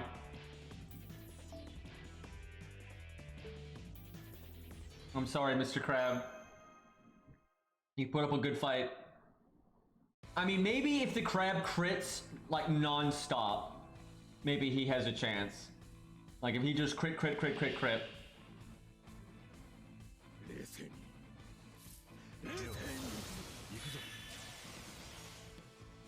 I guess we do that. Good start, get the burn right off the bat.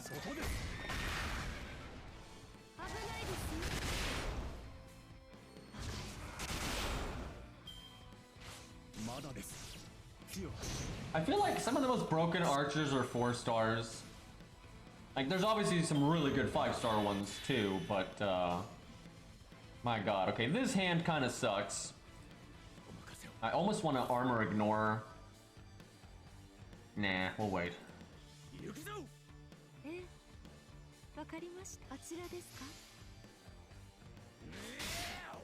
The archer class is just stacked in general, because yeah, Tristan is so good, and then you got Gilgamesh, Ishtar, all that stuff, right? And then Moriarty, right, guys? Guys, we're talking about overpowered archers. Moriarty, right? He's so good. You know, imagine if Moriarty was a 4-star. That would really hurt. Like, one of the only things he has going for him is the stats. He is better now. Like, it's just, he's, you know, iffy. He's not garbage, but he could use a bit of a buff. Okay. I think we fire most of everything here. Do we Buster?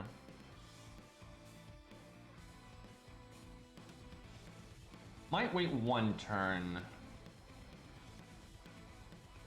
Got a 70% crit though. Nah, I'm doing it.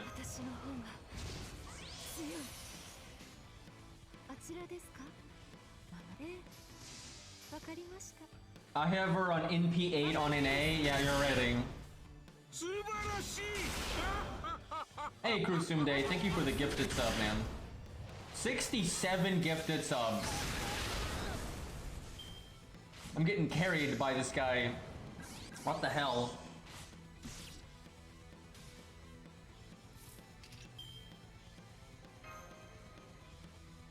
Zero damage, indeed. Oh, man. Alright, well. Oh my god, dude. She's so broken! Look, I've said this before, and it's just true. She just has a gimmick for everything, right? The boss has permanent armor up. Well, she has armor ignore. They got an evade thing. She has sure hit. They do pierce and vulnerability. She has buff block, right? It's just, it's so messed up. There's almost never a time she's not in one of her niches because she has so many. And now she has another one. If they're super large, then she does like just utterly insane damage. Fuck it, I'm just doing Buster Chains. They don't even matter.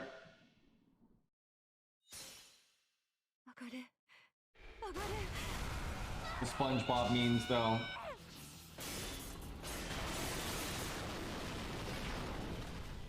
We get the attack down. You get the attack down with it. He's almost dead. He's almost dead. What is this? This is just this. Look. So if we got luckier with our, and look, no effect. Great turn, guy. He gave up. He gave up. You know when you watch like salty Smash people, you know they get like wrecked, or they just unplug their controller and they storm off, right? That's what he just did. He's you know they just like jump off the stage. He's just mad. So if we got luckier with our cards, she would have won on turn 4. That's without the event CE. Without the event CE, she would have won on turn 4. Oh, that's so messed up. Is there anyone else we want to test here? Can we try my archer now? Okay, sure, auto. We'll try a few more. It's gonna be really hard for anyone to top that. That was so disgusting.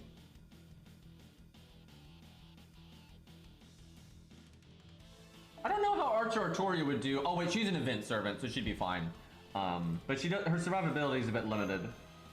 It'd probably be okay though. If she gets NP twice, that'd be the problem. Emiya might be able to do it because he has armor ignore. If he didn't have armor ignore though, he definitely couldn't. Because normally he's actually pretty comparable to Billy if it's a single target situation. But if armor ignore matters, he's definitely ahead. And because Billy was kind of close, Emiya could probably do it. Anastasia will just wreck. Which one? I'm assuming Rice Man because he's got the command codes. I just want to make sure. And she got this the CE. What the hell is... Where is it? Man, it's taking forever to load there. I don't remember this CE at all. What is this? It's only level 20. Does it have this must have armor ignore on it or something? Why this? It's ignore defense. Okay, we should probably do it without that because we're kind of intentionally not doing that. But he is a 3-star in AoE, so normally I would not do that. But you know, it's hard enough for 3 stars, and if you're AoE, I think you can use the help. Although 600k, because with armor ignore, it's literally just a 600k enemy, right? That's why Fujino just destroyed it so easily. I think he can do it then. I don't see why he couldn't. I think pretty much every archer can do this if they have an armor ignore CE. Trying to think, maybe not Arash, just because it's Arash, and but that's about it. And maybe like Nobukatsu, but I mean that doesn't count either.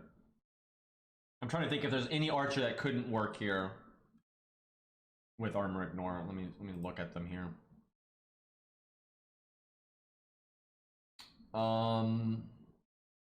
You know, Uriel might not be able to do. I think even Uriel could do it. She's literally like a gray box when she's not fighting a male. But I think she might be able to do it. That's like the only one I can think of that might be pushing it. Her and Arash. I'm not sure Arash could do it. David could do it really easy. David could do it so fucking easy. David could probably do this without the armor ignore. Well, not at 70, but a Grail David could probably do this without the armor ignore. He's one of the better solo archers, actually. Now, this is an opening hand I can get behind. Super Orion could probably do this with no craft essence. Like, let's be real here.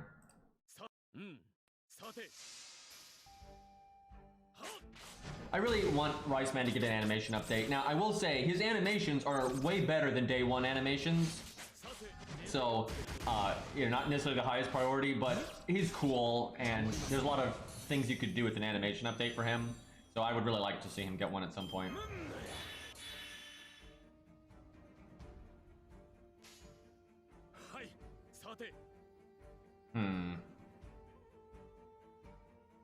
I have a rough start with the NP gain.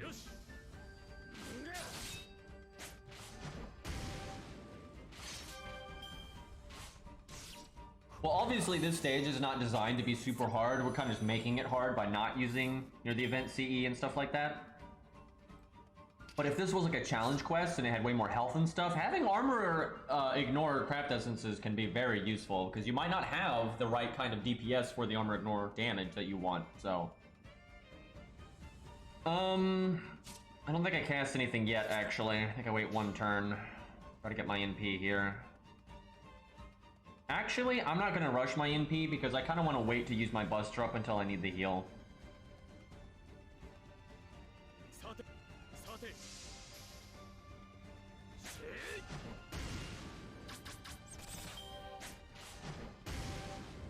And before this thing is demonic.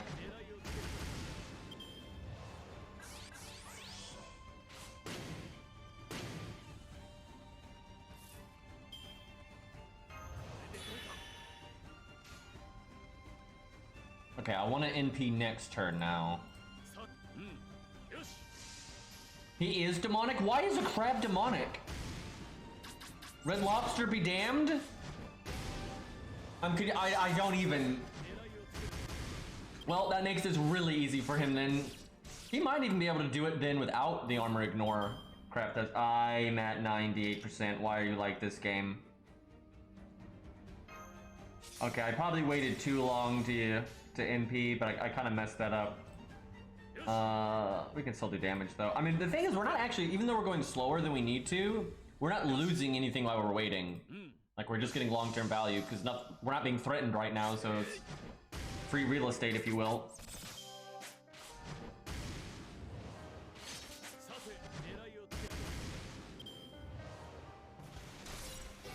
I see that saying. Not you too, Aerie. Don't you fucking start.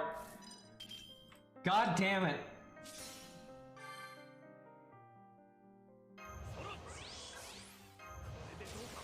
Alright, we did all that, just max out our value on our skills there.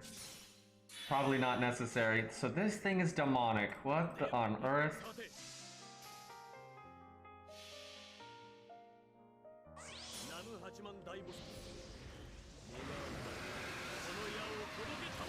I blame Cairo and Aerie for this. Yeah, 75k as AoE. No event bonus. Our CE doesn't really even give us damage. It's just the armor ignore and the anti-demonic. That's really good. We haven't even lost health yet. Oh my god, and I haven't needed to use the heal command code either. I mean, you could do heal boost and crap like that too. The only thing that would really get him is the second NP stunning him, but the thing is, he can actually phase tank a stun turn because he's just not taking any damage right now. Now, I gotta defend my boy Billy here. If we gave Billy an armor ignore CE, he would beat this incredibly easily. Like, he would have just destroyed this in no time. Like, 600k on Billy is nothing.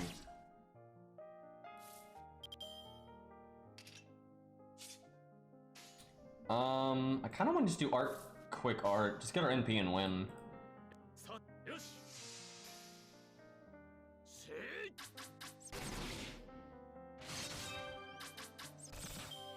But one weakness of Riceman is just his NP gain. He's got solid damage, he's got good survivability, even some team survivability. Like, all that's great, but his NP gain really is atrocious. Now, you can offset that if you're summoning like a friend's Waver or Merlin or whatever. There's, ways to offset that, but it's still a negative.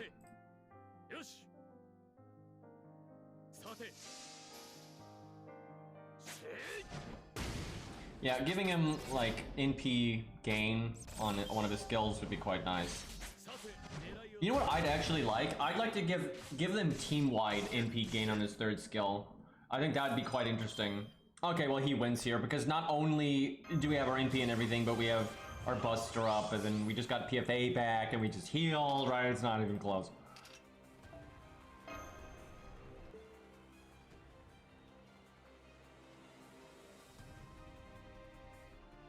The thing is, the only alternative is battery, and there's way too much battery in this game anyway. Alright, was there anything else you wanted to test? I can't remember. Did someone ask for something? Because I do want to move on, but if we have like one or two more we want to do, we can do that.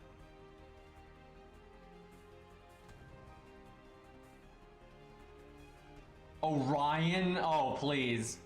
Cairo said he already did it with Sith, and we could do it too, but yeah, I don't think there's any doubt about Orion being able to do it. Ishtar might be able to do it, even though she's AoE and stuff, but she's got really good crit damage and whatnot, so I wouldn't be surprised if she could do it.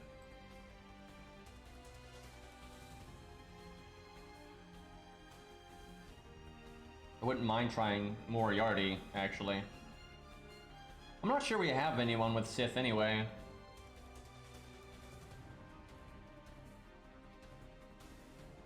Alright, we'll do Moriarty. Oh, Hex does? Okay, well, no, we'll use Hexes then. Hex is here all the time, and we don't use his units much, so yeah, we'll do Hex if you can put her up with proper command codes and all that. Preferably, no event CE and no ignore armor, but whatever else you want is fine. Should be up. You might just need to log in then. What I might do is, when we do it for real, is I might buff stack someone just because. I do kind of want to do Moriarty. Maybe we buff stack Moriarty. How about that? We'll do it with Sith, and then we'll use Aerie. So Aerie, set him up for buff stacking. Don't set him up for winning on his own or any of that. Just big boom. We could even do the event CE if we just want to see big numbers. But we could just do like Black Grail, because that's like damage you can get anywhere, right? So maybe that instead. But I'll leave it up to whatever area wants to do there. Alright, I figure Atlas is the way.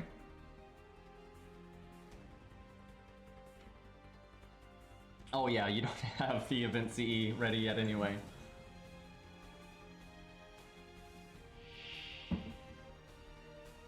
Good thing the event goes on for so long. Because you get 5 copies even without a drop. You just have to make it to, I think, 70k? Alright, do I evade? Might keep my taunt alive too long. Let me look at her kit. I haven't used her in a little while. Thank God we're stage 1. Why is her stage 2 so weird, dude? Like, what the fuck? Right, so she's invulnerability right for 1 turn, so I guess I don't cast it now. I don't think I do much. I could do our battery, but I don't think we should. Yeah, I don't think I cast anything. But she's like got stilts, like fat stilts, because that makes sense. And stage 1's fine. I don't have a problem with stage 1, but 2 is just way too weird. I almost want a quick chain. You know what? I'm gonna be greedy and I'm gonna quick chain because George should die and then Star Absorb goes away. So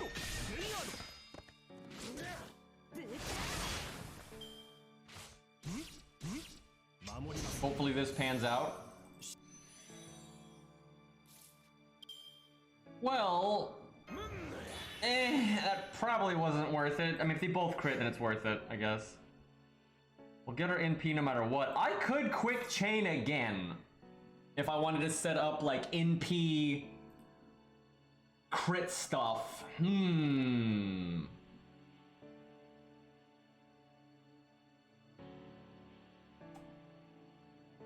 You know what? That's so greedy, but I think we do that.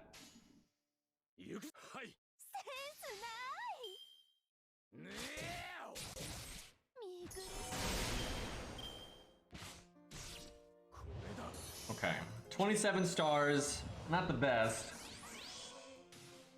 Alright, is she one of those just fire everything servants? I feel like she kind of is. No, she's not. We do not want to do... Actually, we don't really want to do anything other than our first skill, so we're just gonna do that and wait. Oh, this is luck. This is lucky. Look at that good crit spread. Get him!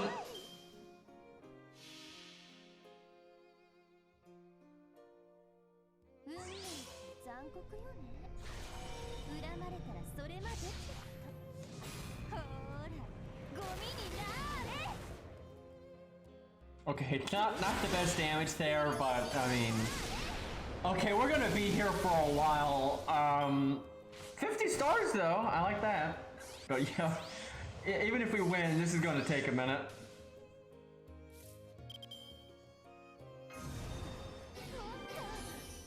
You know, I could have waited to make sure I got value out of that heal. That might have been better, but it's kind of nice to loop.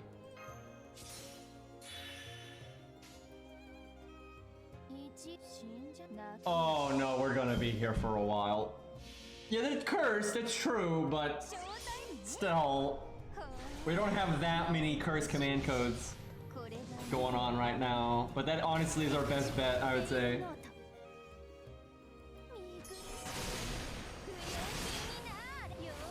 Looping the NP like that really helped. That is good to get the double boost right off the bat like that. Okay, what's the play here? I kind of wanted I wish we did not have the curse on Buster. It's because it's really not worth doing our Buster like this. I think what I do is... Actually, I think I do that. I really want to NP. This way I get pretty good NP gain. I want to do our quick, honestly, but this should work. I don't know. Yep, okay, no, we're good. As long as he doesn't triple buff.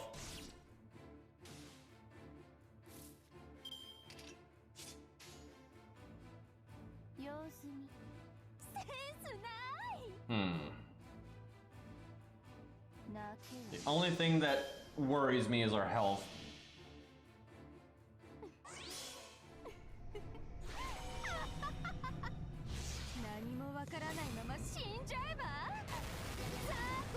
So, chat, I remember when Twitch didn't exist, right? And it was like Justin TV, and that was like the only streaming stuff there was back then. And streaming was just horrible quality, and you know, the early days.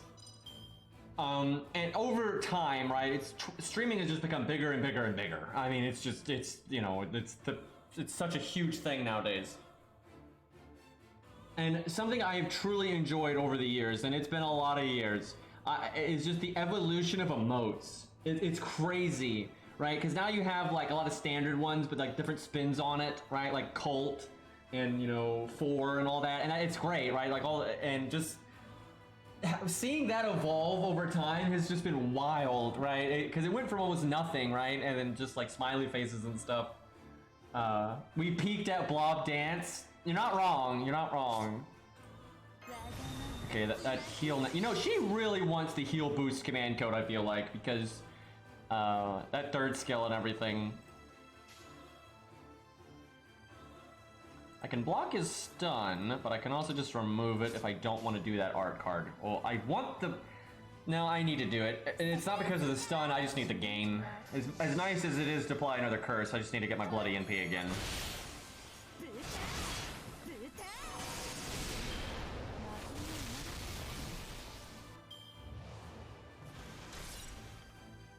Come on, come on. Damn it, I'll just use my battery. I'll waste the drain, but well, actually, we gotta be careful here. We're not doing that much damage. The heal's good, but the drain is bad, because he doesn't have a thing to stop. But if he gets an early NP, I can just use the Mystic Code, and that's okay. I really do think heal boost is what she wants here, though, because you could heal boost that twice by now, and then you could... I really should have waited when I used it earlier, it was probably wrong.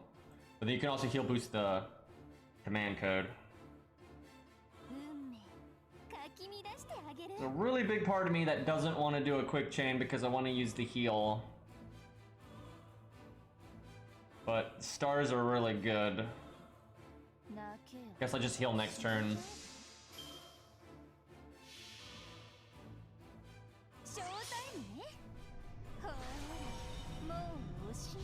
We're really having to work here. It's actually probably the most interesting solo we've done, though, so far. Although I really enjoyed Hot Wheels just because that was just... I mean, the power.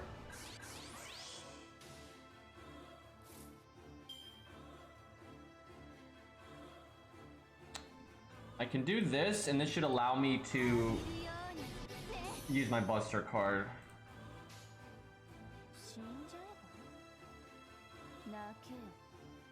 Well, I want the other... Okay, no, we'll do that.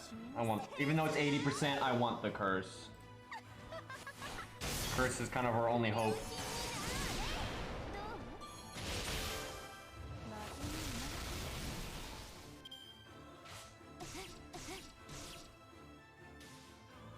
The skill seal is actually really bad here.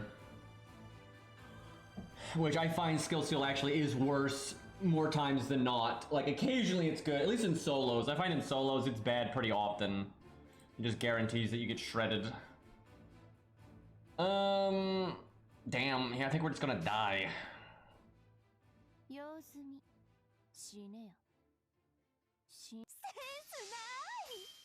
Yeah, I agree. I think it's bad way more times than not. Now because this is why there is an okay number of fights where it can be handy, but you're probably not gonna be able to apply it on the turns that it matters. So first off, it has to be a boss that actually has the skill that you actually want to block, and then it has to happen to be on a turn that they were going to use it, right? That's pretty damn niche. And then just when it comes to challenge quests and main story fights, it's pretty common these days that they give them really big normal card damage, and having them attack 3 times is just not good. Like, I honestly cannot think of a recent challenge quest or main story fight that it was actually where skill seal was good. Well, I may have to use our Mystic Code now because we're already about to die. And thankfully this will come back in time. But we're probably gonna die before that anyway. So I think what she needs is just a heal boost command code. I think that would have allowed her to have done this. What's the best thing I can do here? I gotta heal next turn, that's our only chance. Be nice to heal, although applying curse is good.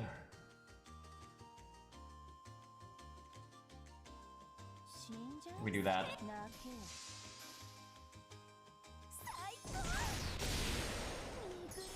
Yeah, most of there are skills that are super nasty. It's just they're normally things that you can't stop anyway. You know, and they're here's the thing: buff removal and buff block are just way better than skill seal, because let's say a boss, you know, they might do something nasty like a big attack up and a big crit up. You're like, oh shit. But if you remove it, then the boss wasted the time to cast it, and so they didn't attack, and then they don't get the benefit from it. Right, that's way better than skill seal, because when you skill seal, they just decide to triple attack, and that might have been better for them anyway.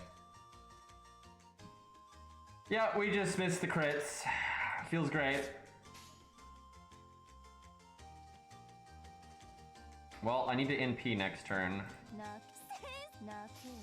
think we're probably gonna die here, though.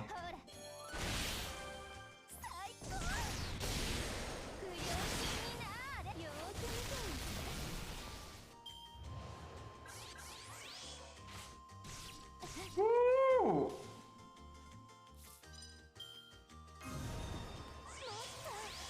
Because see, we could have healed in this fight so far 3 times, so the heal boost would have just been a lot of extra health at this point. Let me see. I guess we do this because we get our NP, we set up crits, and we put 2 dots on them. Unfortunately, we let one of the dot boost things wear off. If I could have reapplied it that turn, it would have been a lot better.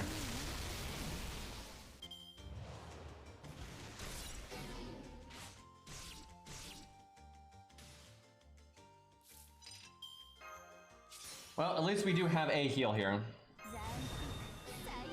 Might keep us in it another turn.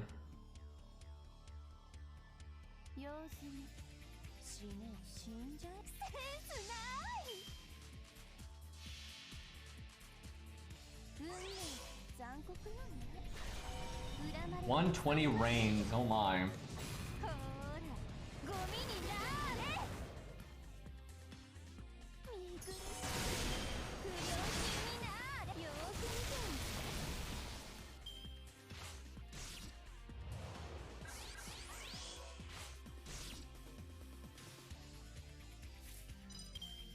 I don't want to do my second skill because skill seal is death.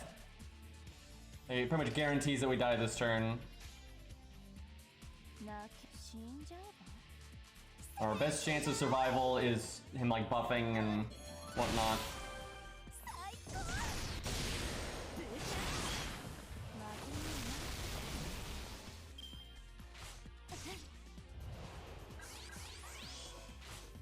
Woo! Well, I think we're dead here. Might as well apply as many curses as possible. This is very beatable by her. Even without the heal boost command code, got a little luckier. I think it would have worked out. We're not that far off. And with the heal boost, we'll definitely win. So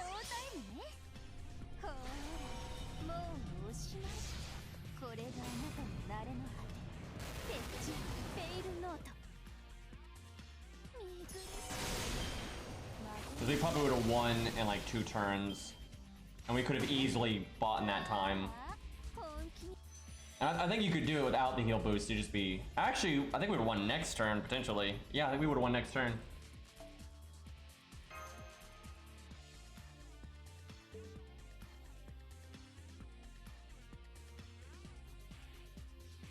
Yeah, we just needed a little bit better luck.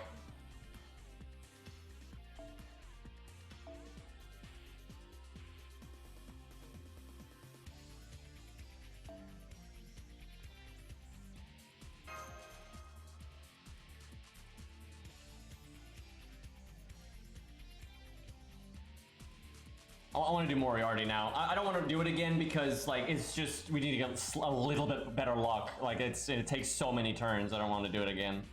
But I mean, she can do it. I'd actually say her win rate is probably pretty high there, because we were only one turn off and we did not get particularly good luck throughout that. Like we kept failing the crits. I mean, we failed a 90 and an 80% crit. Like that was just awful. But I actually think you could get her win rate to like 95% if you do the heal boost command code. Like I think what we just did, I think that's probably like an 80% or 70 to 80% win rate. I think it was just bad luck. And then with heal boost, I think it's like almost guaranteed. All right, what is this account's best way to buff stack the crap out of Moriarty? Let's see.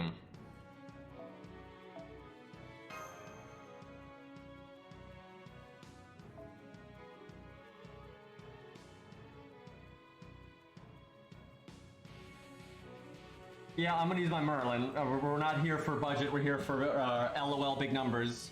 I'm just trying to think. I want to do Poster Girl on something, and it actually might be Merlin.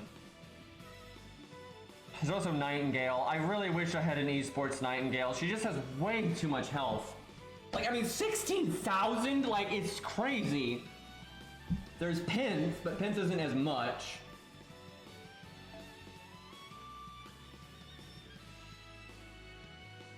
You could Romulus stack here. I mean, Ox King will be involved at some point.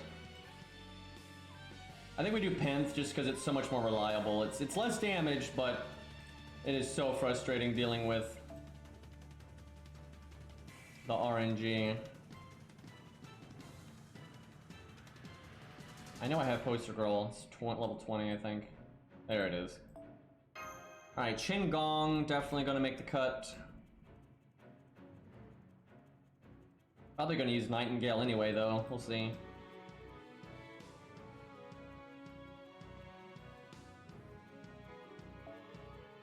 Probably Ox King.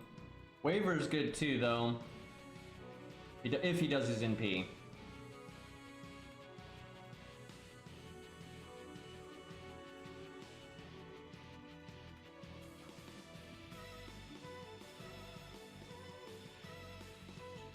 Why can I not find Ox King? There it is, Jesus. Alright, let's see. Pent dies, Chin comes in, and we switch somebody. I think we actually do that just in case. I could, wait a minute. If Pinth buffs and then dies right as she buffs, which might be hard to predict, but if we did that, we could have Chin Gong show up and then cycle Merlin. That's annoying because it adds a lot more RNG to it, but it is definitely better in terms of just getting stupid damage.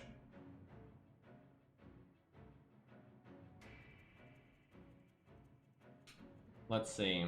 That would mean... I think Nightingale? Either that or... See, we don't have much defense down, so actually it's probably Waver. Because Waver, when he does his defense down, is more than Nightingale.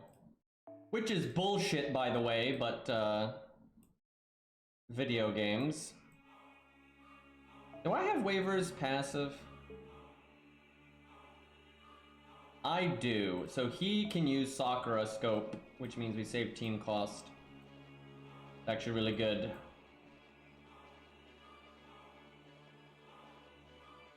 Where the heck is Sakura Scope?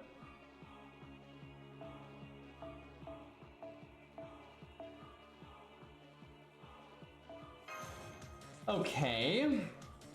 He needs...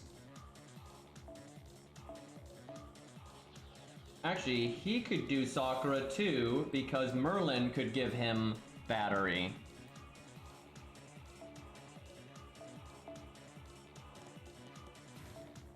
And he gives himself Battery with his second skill.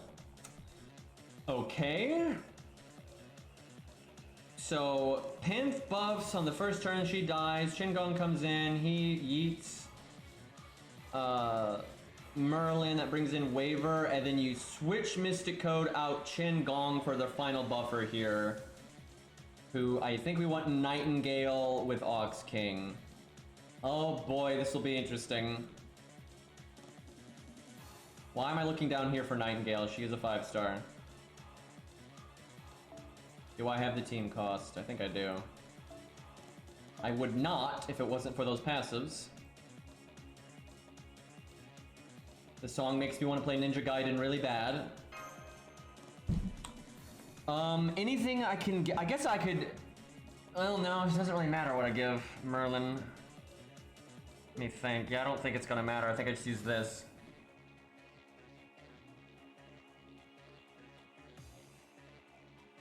What's the vote? It doesn't, I can't see the full title. Do more than 1.2 million, interesting. Okay, we need switch Mystic Code. I think I'm doing this right, I don't think I can squeeze in any more damage.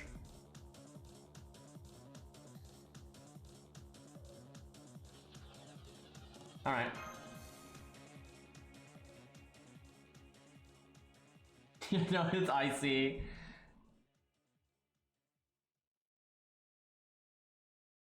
I think Zol might know that and he's just kidding. It's a joke, I think.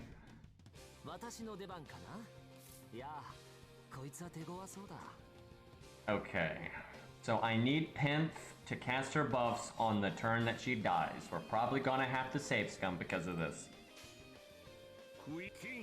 Thankfully, we don't need NP gain at all. We can kind of do whatever we want here. Oh, I should have put Star Bomb on somebody, shouldn't I have? I didn't think about that.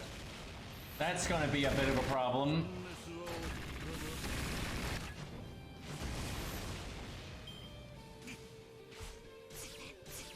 Okay, she is so likely to die now. That was perfect. So what we need is stars. His armor ignores on the first skill. Oh, that's right, his first skill makes the stars though. Okay, so that's good. Alright, we're fine. We're fine. We do this number. We don't really want to do damage now just because, so we'll do Merlin things.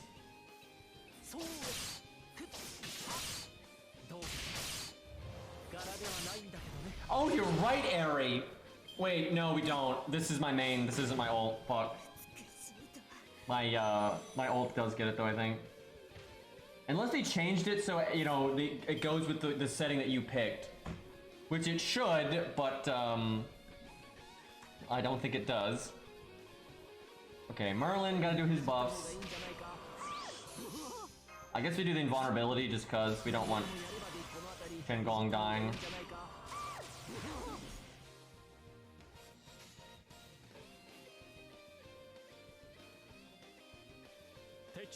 Trying to just make sure I don't mess anything up here.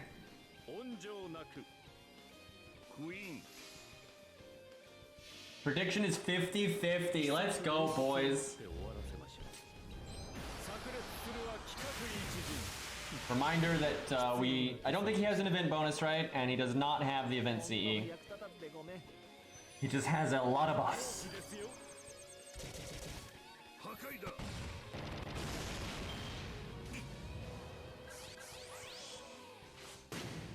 I'm really glad we did that invulnerability because that was a crit. Alright, here we go.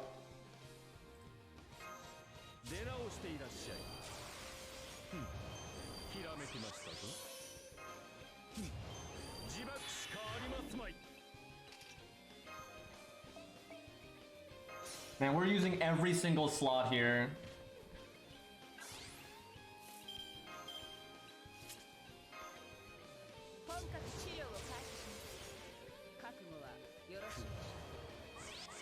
Look at all this nonsense.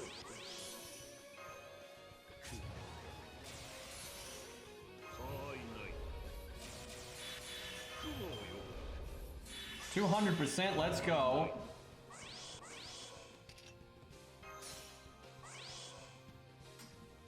Oh man, I wish, maybe, I don't know if you did it or not, but if we had the Da Vinci command code, now you might have done it and we just got the wrong, literally the one card we're missing, but we could have gotten more buffs with that. And we got so lucky here because we got so many cards. We'll just pretend, Ari, that you put it on the one card we didn't get. So, you know, oh darn! Okay, let's do slow-mo.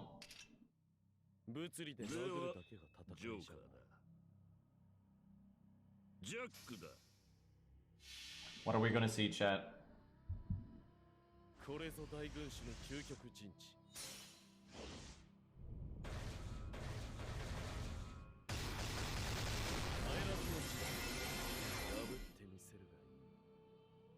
Like, we'll let the stage continue now, because I do want to see the other stages. And this should be a good one to end it on.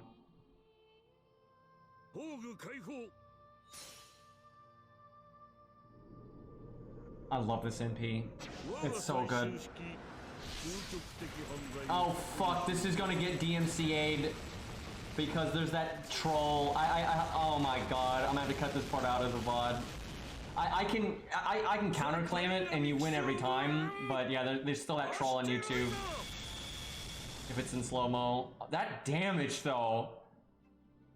1.5, let's go. Very nice.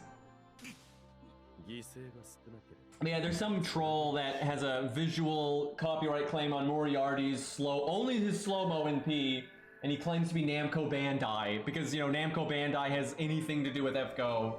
And anytime you counterclaim it, you'll always win, but it blocks the video initially, and it's a whole process you have to go through. It's been a troll on YouTube for a long time, and just nothing's ever been done about it.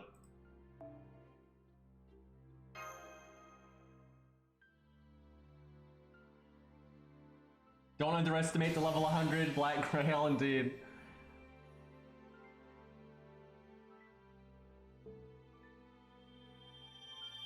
I'm poor again, feels bad.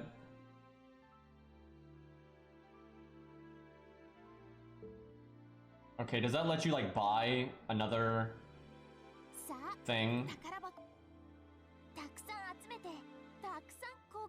Oh, I see. Yep, there's a bunch here now.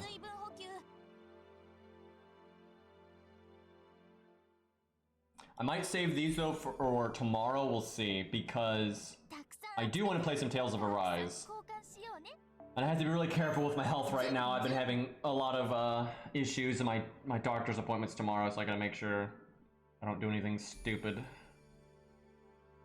Yeah, last night was really rough. I had a really hard time breathing. Thankfully, I was able to, I was really happy about this. A lot of times if I wake up like really early because of breathing stuff, I can't go back to sleep. And I've got like those blindfold things you can do to kind of make it easier to sleep when the sun's up.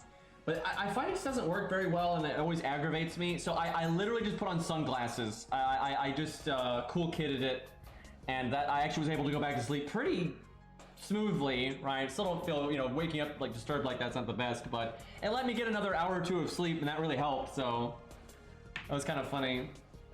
Yeah, they're like I don't know what you call them, but they're like the sunglasses that are like really close to your like face, kind of. Yeah, thankfully I don't roll around in my sleep or anything. Yeah, Otto's got it.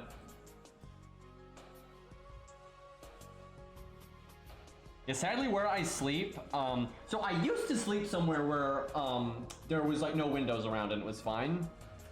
But because of my breathing issues, I need to sleep in a pretty specific way. And so I basically have to sleep in a spot now. I don't know how to describe it, because basically I need to sleep on my couch right now because it's the only thing that has like the right shape that allows me to, I need to sleep very upright essentially.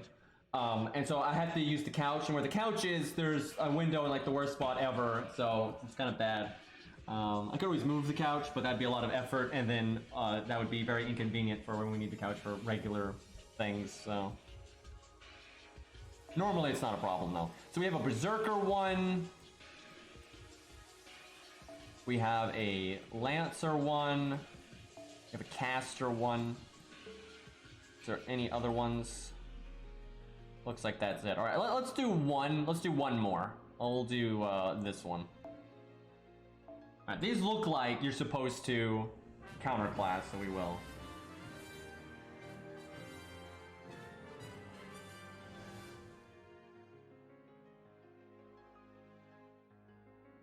Oh, so these are like all comma related. That's why there's so many costumes.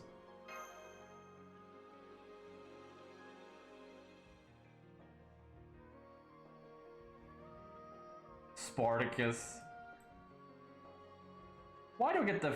that's an oddly specific thing they got there. Let's go with... oh, we can do Canis, why not? She's an event servant, but still, that'll be fun. So, Ari, you're this far into the event and you don't have the event CE. How'd that happen? ようこそレオナルド・ダ・ヴィンチの強化ラボへ。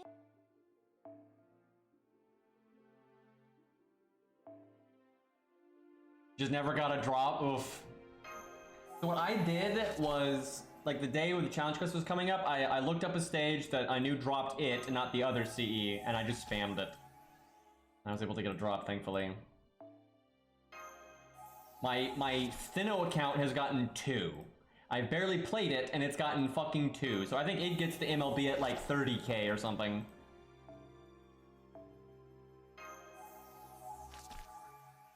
Yeah, I'm glad all 5 are in the ladder. So you have to get to 70k though, which is a bit rough, but I really prefer when they do it that way. I don't even know why sometimes they don't, because it's just super obnoxious. I tell you, I don't have a lot of like super writers. Now, thankfully, Ushi is such a good budget one, it's fine. But when I look at my Grailed stuff and the few 5 stars that I really focus on, I have Ozzy, but I haven't leveled his stuff yet, right? He's 111. I should, but also I think he's NP1. But yeah, I don't have like that go-getter writer like I have for a lot of the other classes when I think about it. I guess Kentucky, but I mean, he's not Grailed or anything. One of these days.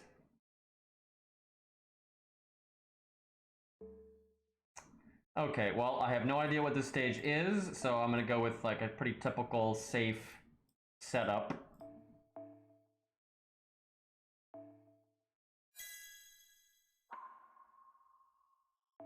I have a feeling there's debuffs because of the Medea Lily.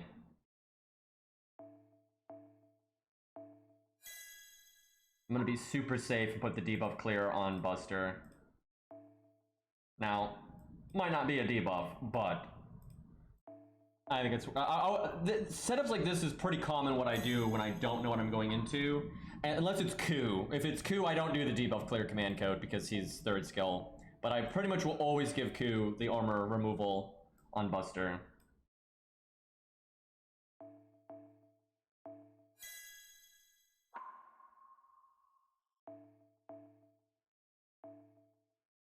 Yeah, I guess this is fine. Spartacus' story support. Yeah, that's guts and armor ignore and healing, I guess. I guess everyone has heal. I wonder if that's a thing then. All 3 of them heal.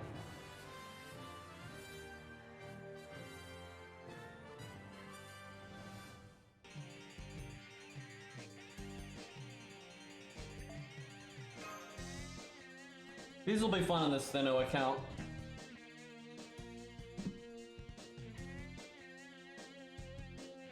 Did they grail the Spartacus? They did. Probably no foe items though, so he's more like a level 75 or some crap.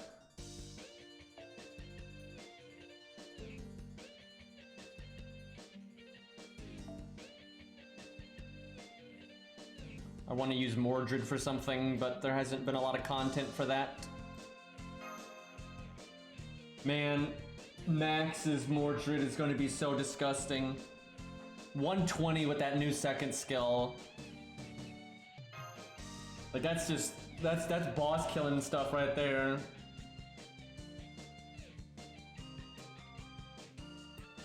I literally just kept rolling until I got enough Ku copies to get his 3rd skill. 5 million health. Boy, buff stacking gonna be good for this one. There's probably some stupid gimmick though where you can fuck it up regardless, but you know what's sad is you can kill this so easy. 5 million's nothing in an event like this. Like, cause it's actually 2.5 million if you use the event CE. That's not hard to do. Like, you could easily just blow this up. But there's probably a gimmick where you can do it without doing strong arming it. But it might be fun to do a setup with strong arming just because I'm quite sure I could do it on this account. You know what would be cool is if it healed the full every 3 turns, because then you would have to one-shot it, which you absolutely could. You'd have to, well, you would have to one-shot it, you'd have to kill it within a time span of 3 turns. Which that's actually pretty doable. You don't even need to do Orion or anything like that. I mean, you could do it with all kinds of stuff. You could probably do it with Ushi with the event CE. Oh, it's one of those. So, Orion would be very good here because this is a beast and he's debuff immune. So yeah, Orion would be very good here.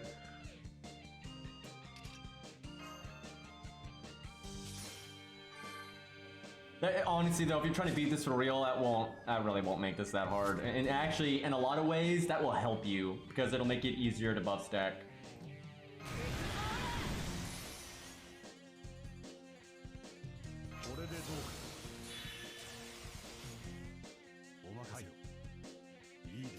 There is no way you are soloing this with Canis though. That's not happening.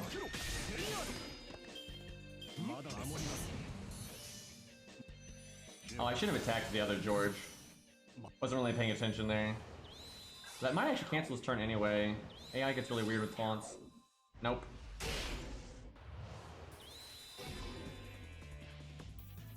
So, well, actually, you might be able to solo this with someone like Canis. What you would do is you would do the anti-dot command code on every single card. And then you could probably do it that way, especially if you did the event CE.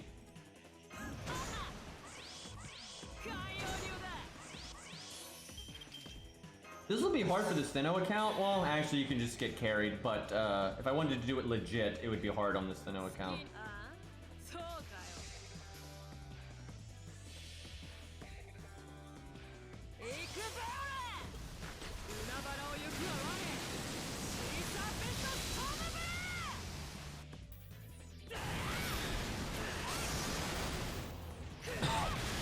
I'm trying to think who I want to give a shot here too, because there's a lot of ways you can just cheese this, and we will later, but I wouldn't mind seeing like who could really deal with the debuffs. I might try Canis though with just giving her all anti-debuff and see how far she can get. There's no way she's going to beat the whole thing, but I want to see how far she can get. So the burn will proc guts here.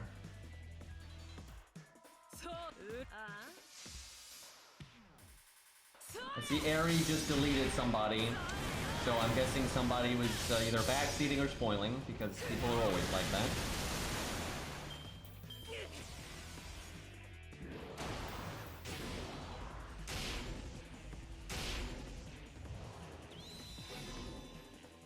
You would have a lot of debuffs. Oh man, one turn. You would have a lot of debuffs on you, even with the full command code lineup. That's so busted though that Orion is just immune to it the entire time, right? Like that is so busted.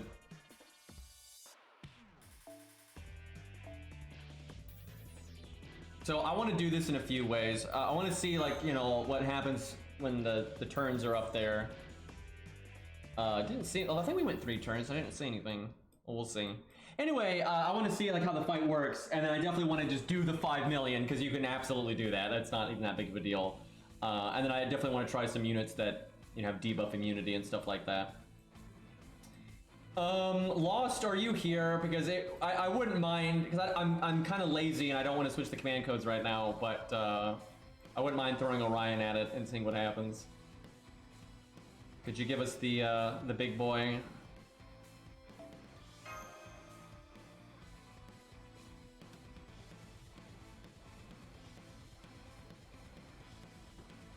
I was gonna do it the buff stack route. Wonder what unit I would use.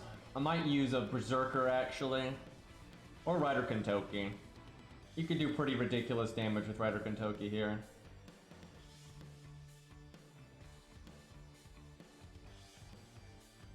Oh my god, I kind of want to do that real quick. Just see how, there's no way we can win, but I wonder if he can get farther. is Arjuna's not here though. That the CE is so bad. Like the CE is so bad, and it doesn't have full command codes right now. Any chance you're out there, Arjuna? Because that really is a fun one. He's immune for like 10 turns. Oh, Arjuna's here. Okay, can you give him like the proper stuff? Probably give him the event CE. It's probably okay to give him the event CE now. And then, I'm not sure what command codes. I guess, heal boosts and whatnot, like you got. Yeah, I totally want to see how long. Cause I wasn't really paying attention to the boss's damage. I don't think it was that high. So if you're not getting killed by the dot, I mean, he's not doing 5 million, right? There's no way. But I'd like to benchmark here.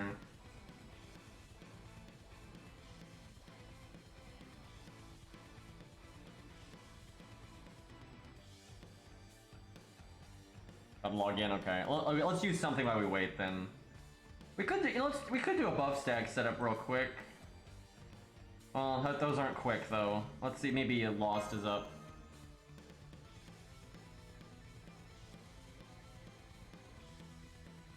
There we go. Okay, scope, yep. Alright, let's see how far he gets. If he had the event CE, it actually, and you got a lucky start, because you need to get your MP really fast. But if you got a lucky start, he might actually be able to do it.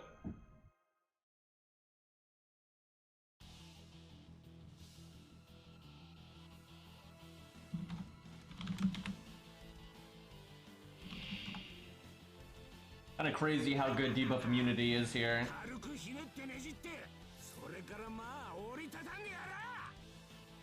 Okay, I think well, what do I do here? I guess I wait.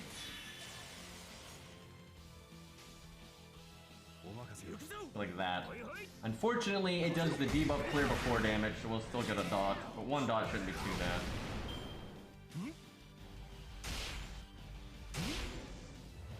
You couldn't. I know he's a writer, but like, come on, man. What are we doing here?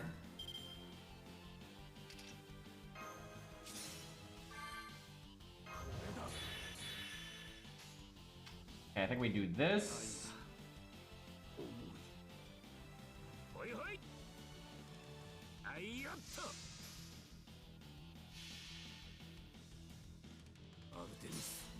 What is his third? Yeah, I'm not sure. Archer? Yeah, probably because of his whole, you know, big fight with the Artemis, you know. Makes sense.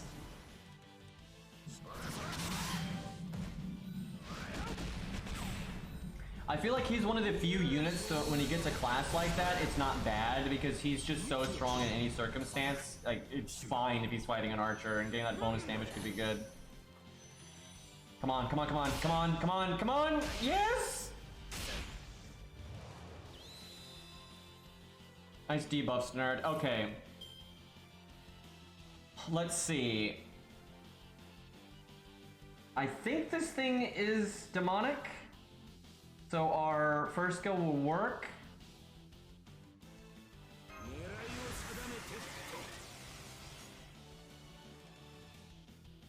We might just cast everything here.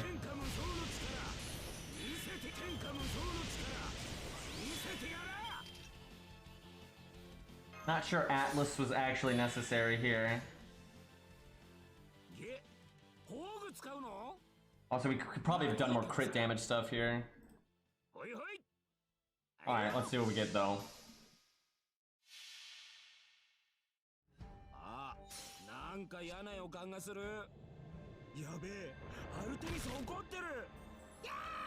Why is it anti-foreigner? That's a good question. I guess just his knowledge of the, you know, outer god nonsense, but he seems to be, his book seems to be Dagon, honestly, which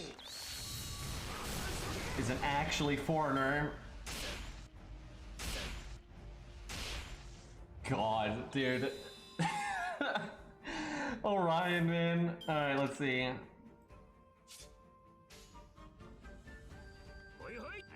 The classic, and that's without a command code boosting us. Come on, give us a crit. Oh, come on. We got one. It'd have been nice if we gotten two there. He's already done about 1 million though, and with better RNG, he probably could have done 1 million by now. That's ridiculous. That's no event CE. That's that a million in at neutral. Okay, unfortunately, we kind of have to get our NP now. A little disappointing. We can get like one more good turn in. Will invulnerability, and then we can do another BBB. We might. We'll see. We might. No, we'll die after that. I think. Well, we might actually be able to heal again.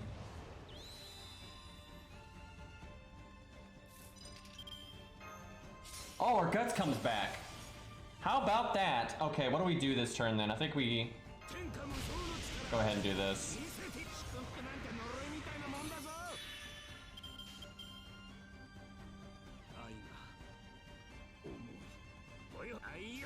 I wasn't looking at chat, but I see someone else got yeeted.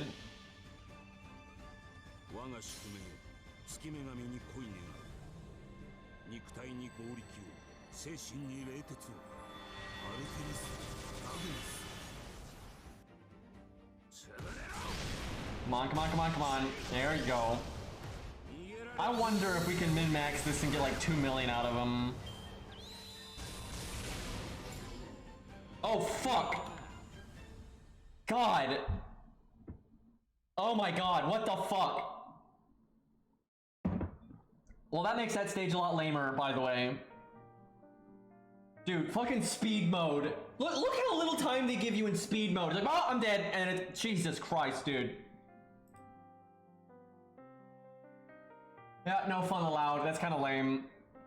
Honestly, what I wish they had done was, like... I mean, I guess with the burn, you can kind of just not do anything, let you just kill it. Because you can do 5 million damage with the burn gimmick, that's not even a problem. But, I kind of would have preferred the no burn gimmick, and then have him heal back to full every 3 turns. So you have to find a way to do 5 million damage in 3 turns, with the event CE though, right?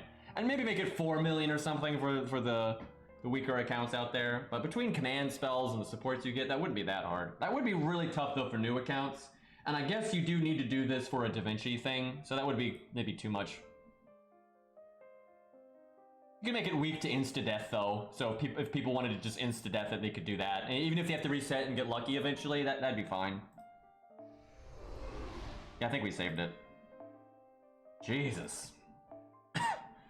Alright, let's do, well, fuck, I guess, Arjuna's not gonna do as well as Orion, but I don't think he'll do bad. The problem is, we can't test it. I just realized this, we literally can't test it. Arjuna will win! If you want to actually beat this stage, Arjuna's actually one of the best picks ever. Because Arjuna has so much healing.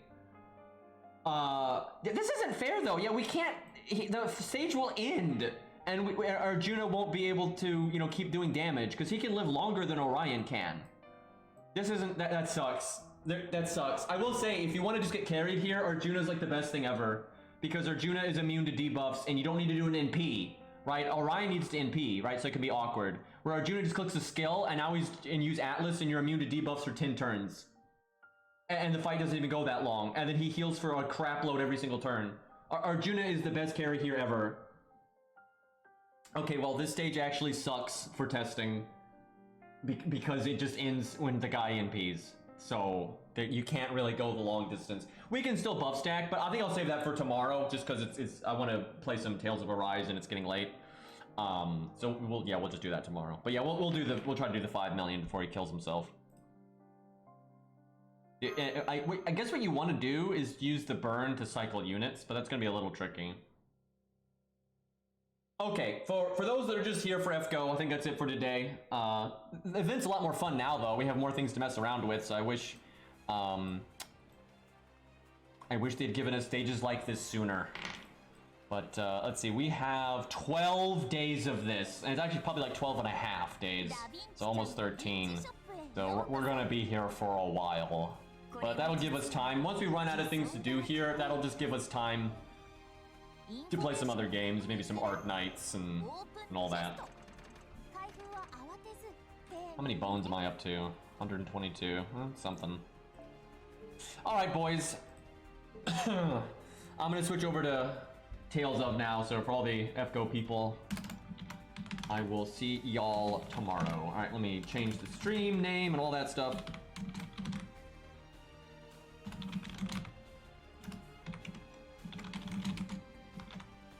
I'm really looking forward to Tales of, though. I want to see like what the hell happens. I really am enjoying these stages, though. I'm actually having fun getting to dick around here. Oh, no worries, Ari. Thanks for hanging out.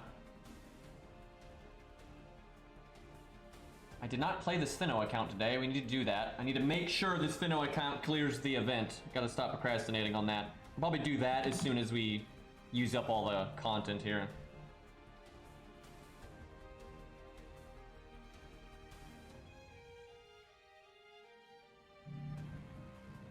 Okay, let me reset the stream, just separate the VOD, and then we will be back.